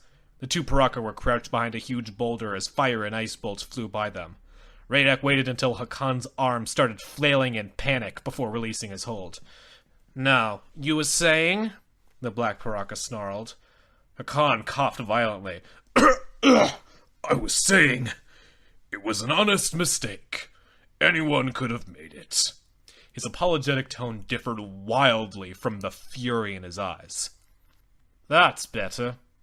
If I can make a suggestion, Hakan said as an ice dart chipped off part of the rock by his head. The next time we see 6 obvious Toa heading for us, don't start throwing half the mountain at them. You know what they say. An ambush is worth 1,000 rocks. I never saw Toa with armor like that, said Rydek. Weird-looking masks like the ones they're wearing. If it walks like a Toa, and it throws fireballs like a Toa, it's a Toa, Hakan replied. But you have a point about their appearance. Who are those guys? I don't know who they are, said Tahu. We could ask them after they're captured. Enough fire and ice will drive them from their hiding place, Kopaka said. Then we can find out why they attacked us. Pohatu stepped in between the two Toa Nuva. They're hiding behind a rock, he said. Remember me? I'm Pohatu. I do rock. The Toa Nuva of stone reached out with his elemental powers, seeking the planes of the rock and its weakest points. Then, using his control of the molecules of stone, he made the massive boulder fracture and fall apart. Now the Toa Nuva's enemies stood revealed. There, said Pohatu, smiling. Not as flashy as an ice bolt, I guess, but results are what matter, agreed Kopaka. The red-armored figure unlimbered his weapon and began hurling balls of molten lava at the assembled Toa Nuva. Tahu stepped out in front of the group, saying, Oh, lava! If that's the best they can do, this'll be a short fight. Tahu raised one of his magma swords, prepared to swat the incoming missiles away. As he did so, Hakan's eyes glowed.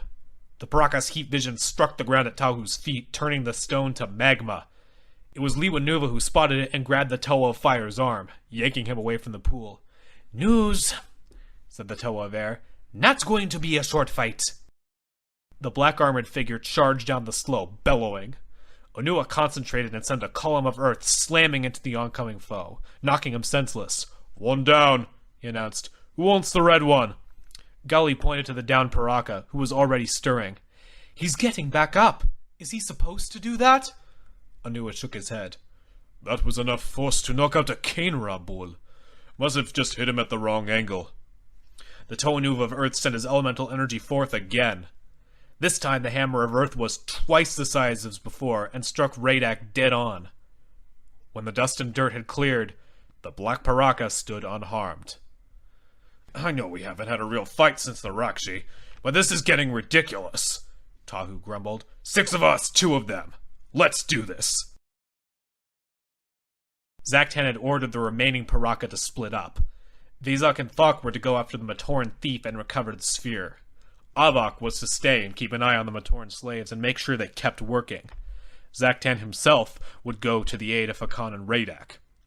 2 of us for 1 Matoran, complained Vizak. The fight is down below, not up here. That's right, said Thok. The only 6 beings with the power to rival ours are down below, and Zaktan is going to confront them. Imagine what would happen if he won them over to his side. The idea wormed its way into Vizak's mind, trailing suspicion and anger in its wake. We wouldn't have a chance. With 6 Toa behind him, Zaktan couldn't be stopped. But who are we kidding? No Toa's ever gonna ally with him. I know that. You know that. But do the Toa know that? We're all on a barren piece of rock in the middle of nowhere, and probably all after the same thing. In a place like this, you'll find friends where you can. Vizak stopped climbing and looked at Thok. So what are you saying? I'm saying, if the Toa don't demolish Zaktan, maybe we should. Avak tried that, answered Vizak. He got nowhere. Why should I trust you, anyway? Thok laughed. No reason. No reason at all. It was worse than Zaktan feared. 6 Toa. No, not just Toa. Toa Nuva. The green-armored figure paused, puzzled. How had he known that name, and what did it mean? He decided that neither mattered. What was important was getting to the scene of the battle before things went horribly wrong. These Toa were no doubt on the island to retrieve the Mask of Life for themselves, and that had to be prevented. He started forward, then stopped again. There was in fact very real doubt why these Toa were here. After all, hadn't the legendary Nidiki been a Toa before defecting to the Dark Hunters? What if an entire team of Toa had somehow been recruited by that organization and sent to Voyanui after the Paraka? Or after me, Zaktan thought darkly. Of course, one of the Paraka, Hakan or Avak most likely, made a deal with the Dark Hunters. They would get me and maybe the others as well. And the traitor in our midst would escape with the Mask of Life.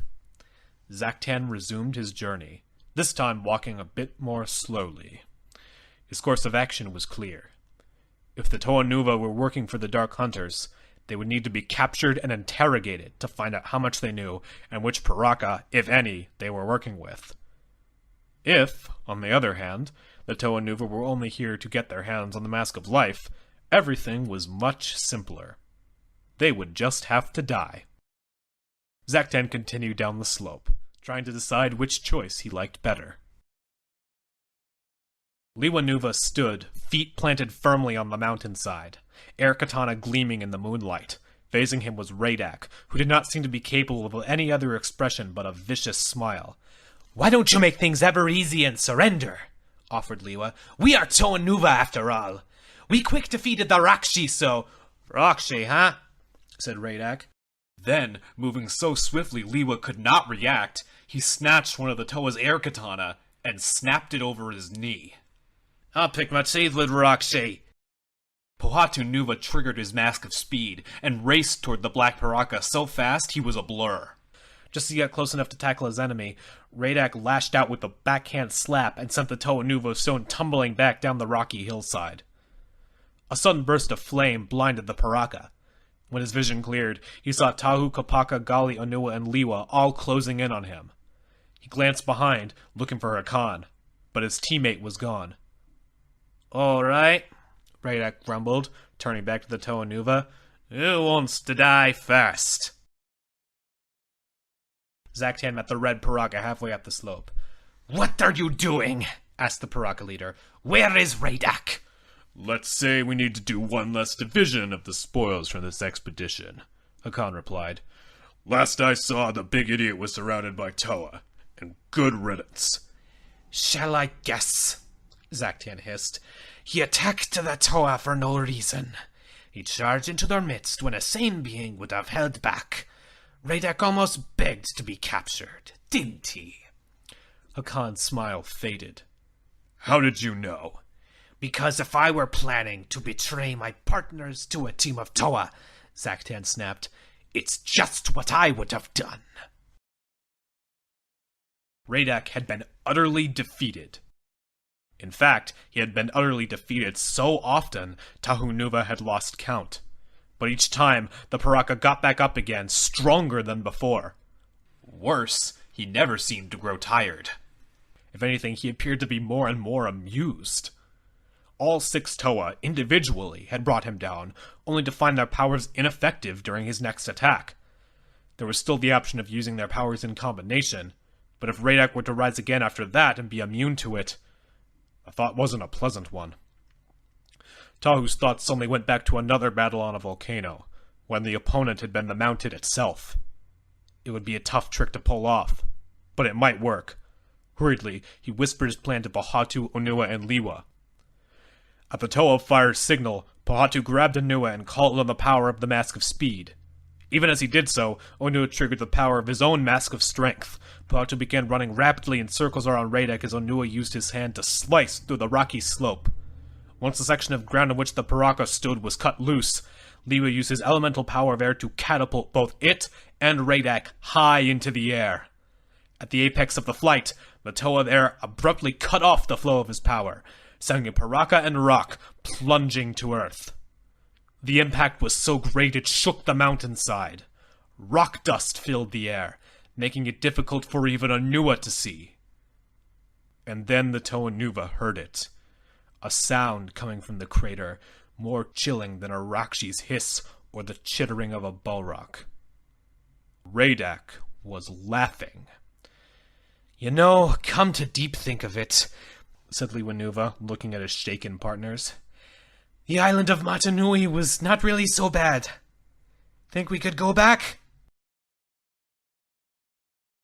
Chapter 8.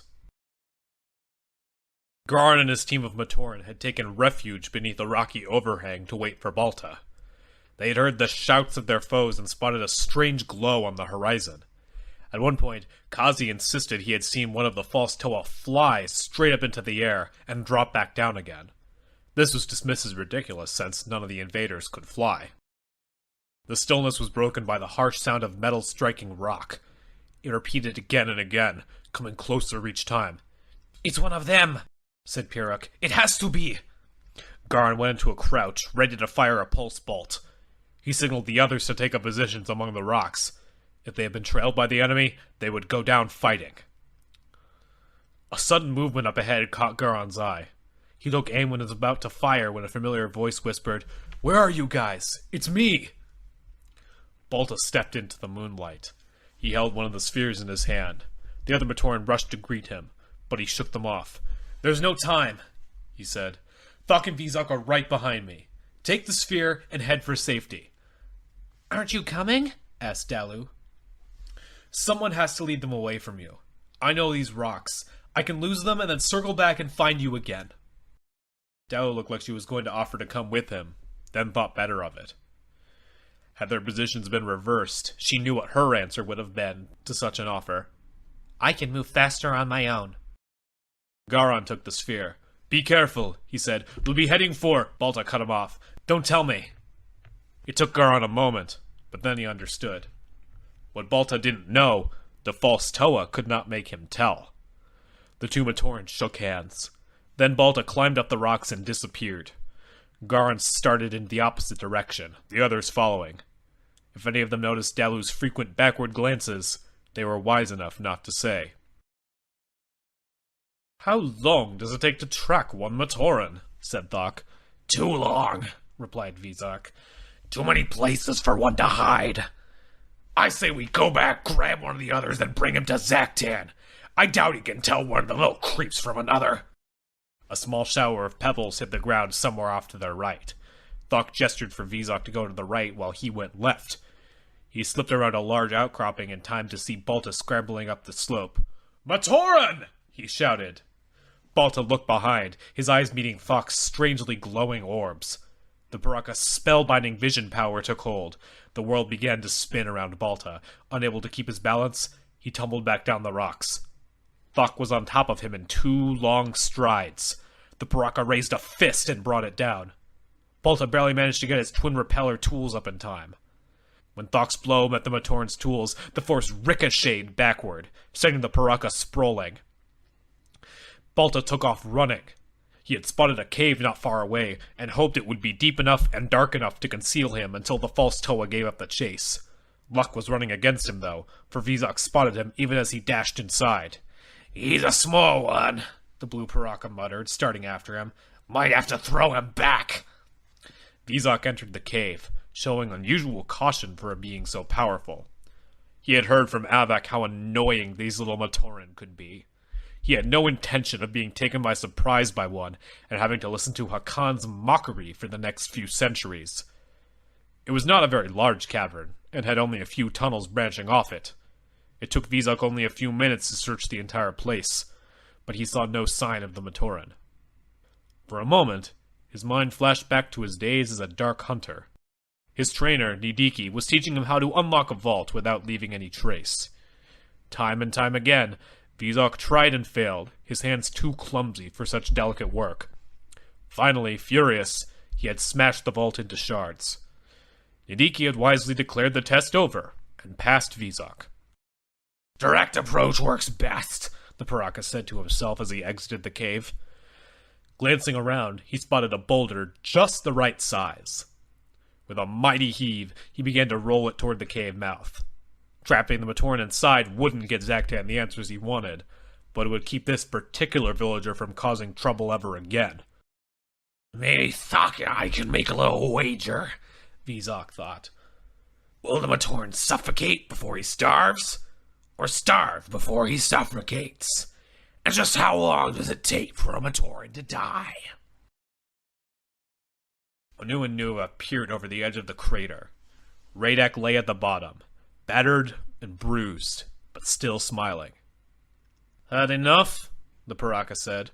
I think I am supposed to ask you that, Onua replied. What are you, and why are you fighting us? My name's Radek. I'm a Paraka. Does that name mean anything to you? Onua frowned. Paraka was a Matoran term, but one that was rarely used. Loosely translated, it meant thief and murderer, and it was so vile a term that the Matoran considered it an obscenity. The Toe of Earth couldn't imagine why someone would voluntarily brand himself a Paraka. Why are you on Voya Nui? He asked. To steal, answered Radak. I steal for a living. Oh, and one more thing. The Paraka slammed his weapon against the side of the crater.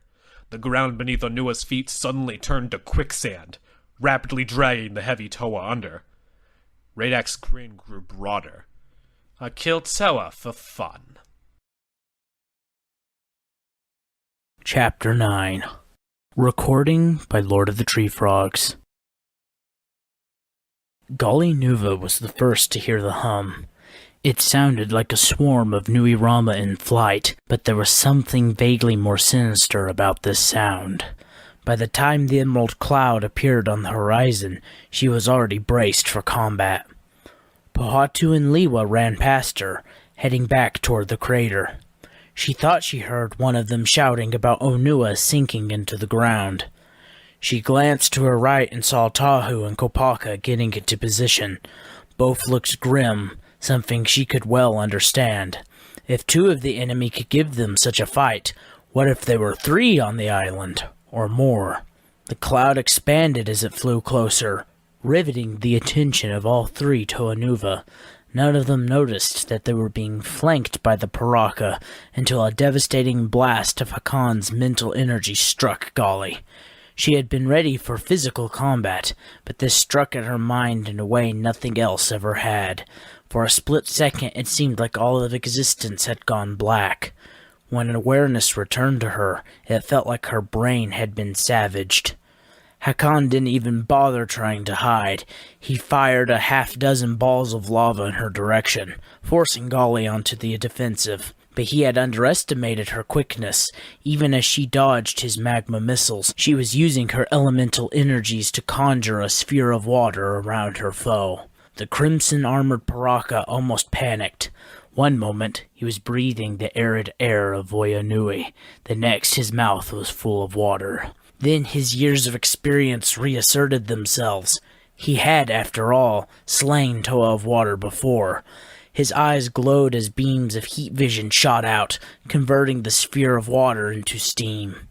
Hidden by the billowing cloud, he did a backflip onto a rock, and fired his heat vision again, this time at Gali. The Toa of Water felt the aqua axe in her right hand grow scorching hot.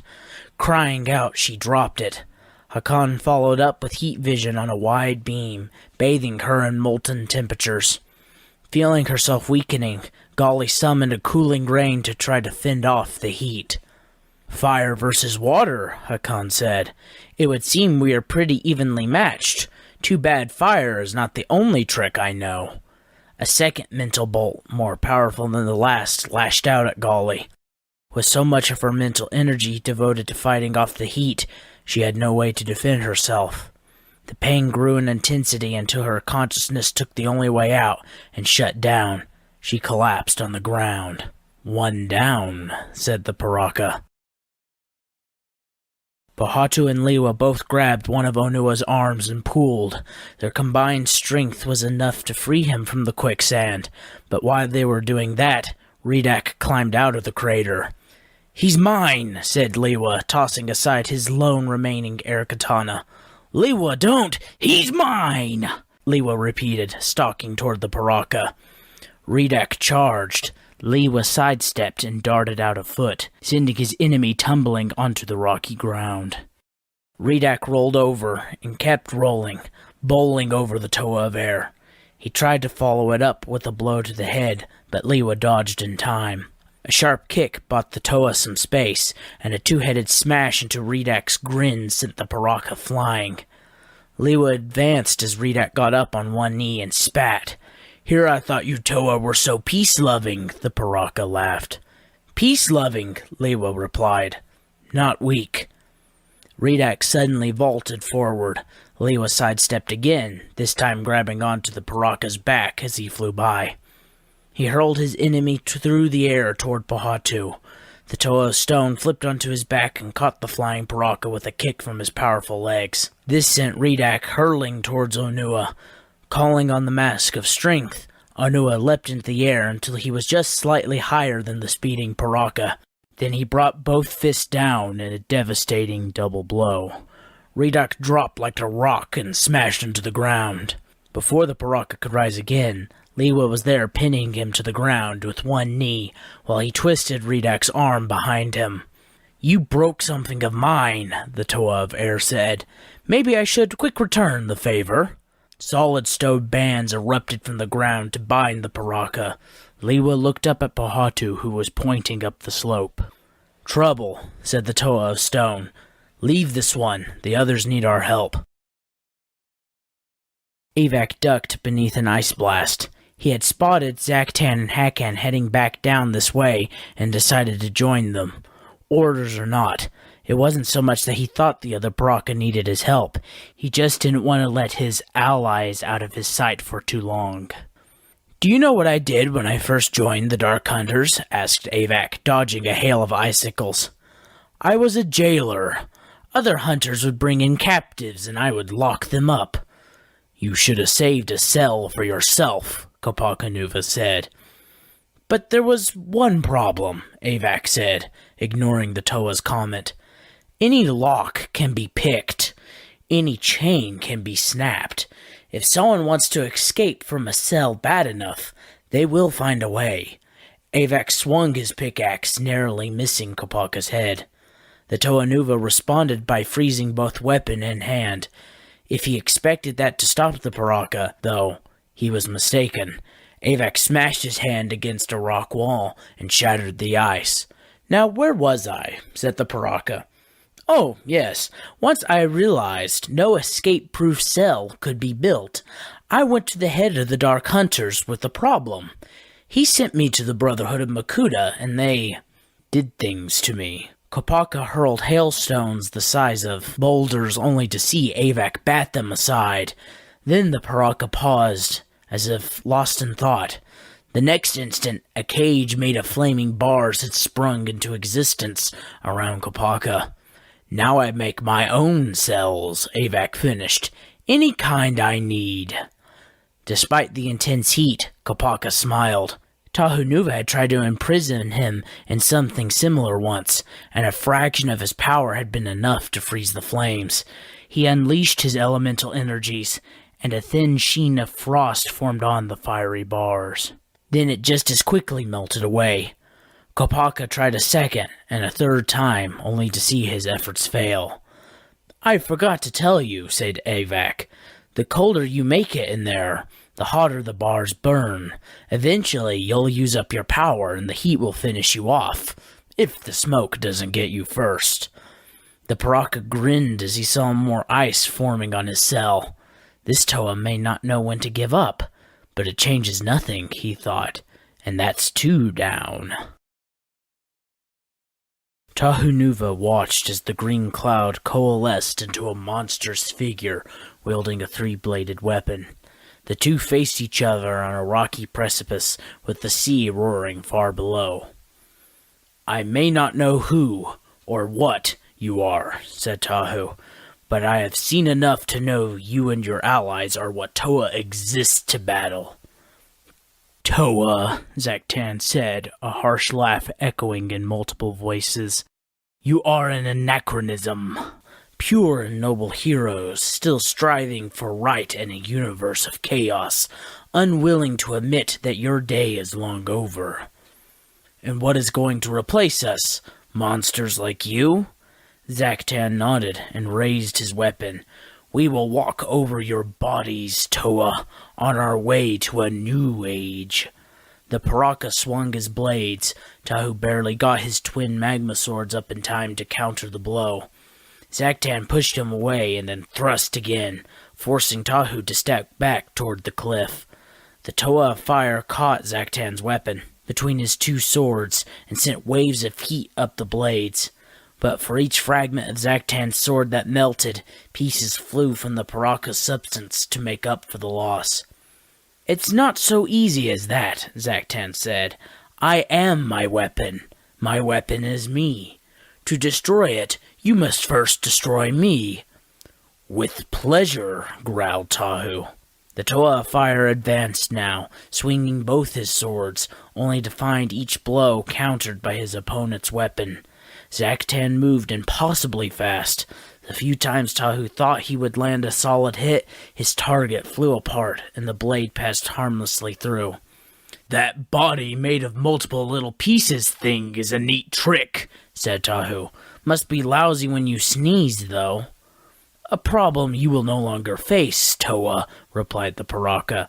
"That is, once I have removed your head from your shoulders." Zaktan made another thrust, this one checked by the power of Tahu's mask of shielding. The Paraka laughed. "So you hide behind your force shield? Is this the mighty Toa that villains must quake before? I suppose it is true, then. The Toa with the longest careers are those who master the art of running and hiding." Tahu's common sense told him he was being baited, and not to respond. But a glance down the slope revealed that Gali and Kopaka had both fallen. The sight filled him with rage and a determination to wipe that sick smile off the Paraka's face. He dropped the shield. Metal clanged against metal, sparks flying everywhere as the two antagonists traded thrusts and slashes. They were both experienced fighters, both leaders, and neither was willing to concede anything. For Tahu, defeat might mean death. For Zaktan, it would certainly mean rebellion by the other Paraka. Thus both fought as if it were the last battle they would ever know. Tahu's two magma swords gave him an advantage. One he did his best to press, but Zaktan's constantly shifting body and his obvious skill with his blades checked the Toa at every turn. Dodging a thrust, Tahu leaped on top of a boulder, only to have Zaktan's next slash split the rock in half. Tahu turned his fall into a maneuver, somersaulting in midair and slamming both feet into the startled Paraka. Zaktan dispersed into a cloud of buzzing, swarming prototypes that cut off Tahu's vision. The Toa spun, expecting the Paraka's arm to suddenly materialize, sword in hand, to strike a killing blow. Instead, the cloud moved away and reformed into his enemy. "You are on the wrong side in this battle," said Zaktan. "Join with me, and we will rule all together. We can even free your fellow Toa, provided they agree to serve." "And what about your allies?" "Unnecessary. If I have the power of Toa on my side," the Paraka replied, as coldly as if he were discussing stepping on Fiku spiders, "I will even give you the honor of disposing of them." "Why don't I save time and start with you?" said Tahu, charging forward. Blade clashed with blade once again, while the hungry sea waited to claim the loser. Their weapons locked together. Both fighters exerted all their strength to push the other away. It was Zaktan who finally shoved Tahu back, throwing the Toa Nuva slightly off balance. In that instant, Zaktan thrust his blade into a gap in the Toa's armor. Tahu expected to feel a piercing wound, but what happened instead was far worse. As the blade struck, it disintegrated into millions of prototypes who swarmed through his body, attacking his armor and his organic tissue. The pain was searing, overwhelming, and Toa Nuva could not help but scream. As unconsciousness claimed him, he teetered on the edge of the cliff and fell. Zaktan reached out and grabbed the Toa's arm. "No, my enemy," the leader of the Paraka hissed. "You will not die so easily. There are still agonies that you have yet to taste." Chapter 10. Recording by Nemetron. Leiwa, Onua, and Pohatu were confronted by a horrible sight. In the brief time they had been struggling with Raidak, 3 of their number had fallen. Worse, their enemies had now been joined by 2 more, one in white armor and one in blue. "We need to rescue the others and regroup," said Pohatu. "The power of all 6 Toa united is needed here." "And if we fall too?" asked Onua. "I honor my brothers and my sister above all things, but this would be more than just our defeat. The Mask of Life would be lost, and the Great Spirit doomed to die." It was Leiwa who made the decision. "If we leave our Toa friends to die, we are not worthy of the trust Matanui has placed in us. We quick-save them if we have to tear this Paraka apart to do it." A plan was made. At Pohatu's signal, Leiwa used his elemental power to create a blinding storm of rock dust. At its height, Pohatu used the Mask of Speed to race toward where Gali lay, while Onua slipped behind Avak. The Toa of Stone grabbed his fallen friend and sped back to Leiwa, even as Onua stunned Avak with a surprise blow. Before the Paraka could respond, Onua slammed him with a fist of earth, knocking him unconscious. When he fell, Kopaka's cage disappeared. "Come on," Onua said to the unconscious Toa Nuva of ice. "This fight isn't over yet." The storm abated. Zaktan's eyes narrowed at the sight of how much the Toa Nuva had achieved in only a few seconds. If they succeeded in reviving their 2 comrades, the Toa would have the edge in numbers again. "We must strike now," he said. "Use your power, Thok, and eliminate them all." The white Paraka shook his head. "That much effort would leave me too weak if there were to be another fight." Zaktan hurled some of his substance forward, surrounding Thok with bands of protodytes. "I was not making a request. Do it." Thok knew he had no choice, but privately swore he would avenge this humiliation later. For now, the Toa Nuva were all bunched together as they tended to their wounded. That would make things much easier. The Paraka reached out with his power over the inanimate to bring the mountainside to life. Now resembling a stone giant, it towered 50 feet in the air as it lumbered toward the Toa. The creature's shadow fell over the heroes. Pohatu looked up and knew immediately what he had to do, if there was only time to do it. He would make the Paraka regret choosing stone for their attack.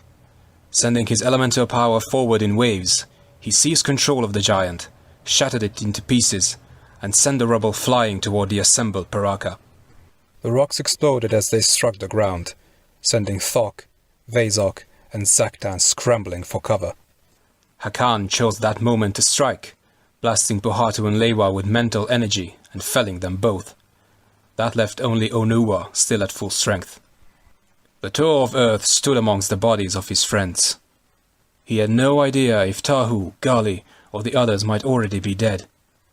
He knew that even his massive strength could not stop so many foes at once, especially since he could hear Raidak breaking free behind him. And his own words came back to haunt him. Wasn't retrieving the Mask of Life what was most important? Shouldn't he escape to fight another day? He looked down at Gali and the rest, lying so still. Then he glanced up to see Tahu's limp body discarded on the slope like it was worthless trash. These were friends he had fought beside, laughed with, mourned with, now helpless at the hands of their enemies. In that moment, Onua made his decision. He would live or die here, as a Toa Nuva. Ripping a half-ton of rock free from the ground, he hurled it at Zaktan. Before it had even struck home, Onua was running toward his foes, a chilling battle cry escaping from his lips. He never made it. The powers of Zaktan, Thok, and Hakan struck at him at once, slowing him down, but not stopping him. It was left to Vezok to strike the final blow, smashing the Toa of Earth into oblivion. Zaktan looked around. Raidak and Avak were back on their feet, and the others were already moving to loot the bodies of the Toa Nuva. None of them seemed upset at the hero's defeat, making him wonder if perhaps the Toa had only come to Voya Nui for the Mask of Life. There was no conspiracy against him, not one involving the Toa at least, and this great victory would surely cement his leadership, at least long enough to retrieve the mask and get off this barren rock. "They're still alive," reported Vezak. "Even the one I hit." "Do you want me to cage them?" asked Avak. "Maybe they have information on the mask we can use." Zaktan smiled. He wondered how many other times these Toa, or others like them, had been defeated and how many other times their enemies had thought to keep them captive. It was a fool's gamble, like taking a refreshing dip in energized protodermis and hoping it wouldn't kill you. The leader of the Paraka would not go down in legend as a fool. "We have all hunted Toa. We know how dangerous they are, and never more so than when we think they are defeated," he said. "Today, we won the battle, but tomorrow, no. Our quest here is too important to risk interference." He picked up Tahu and threw him down the slope to lie beside his friends. "Take their masks of power and their weapons. We may be able to sell them. Then bring them to the volcano." "I see," said Hakan. "We will use the launchers and turn them into slave laborers." "Even a slave Toa would be a threat," Zaktan replied. "When you have reached the crater of the volcano, throw them in and let them burn." Chapter 11. Jala sat in the ruins of the Tametru Great Furnace. Many days had passed since he had issued his ultimatum to the Turaga. In that time, no Matoran had lifted a tool to do any work in the city, even to create shelters for themselves. Both Turaga Vakama and Toa Nuva had come to him to ask that he relent and allow the repairs to Metru Nui to continue. He had refused. "If we are no more than frightened little beings who must be protected, hostages and victims for every foe we encounter, then we are a weakness," he said to himself. "We benefit no one, not the Toa Nuva, not ourselves. I will not let helplessness and fear be the legacy of the Matoran." He looked up to see Turaga no Kama approaching. She had gone only a few steps into the rubble of the furnace when Jala's voice stopped her. "If this is another plea, noble no Kama, you might as well turn around. The only thing I want to hear is the truth the Turaga are keeping from us." "And when you have heard it, what then? Will it change anything?" replied no Kama. "You will not be able to do anything with that knowledge but worry and grieve, and wish you had never learned any of it. I know that is what I wish." Jala was tired. He was not going to make the same argument he had made to Vakama and Duma yet again. "I will do whatever I can do, as a Matoran and as captain of the Tametru Guard." No Kama sat down on a piece of masonry. "Duma and Vakama do not know I have come. I could have announced it at the top of my lungs and they would not have heard me, so consumed are they with worry.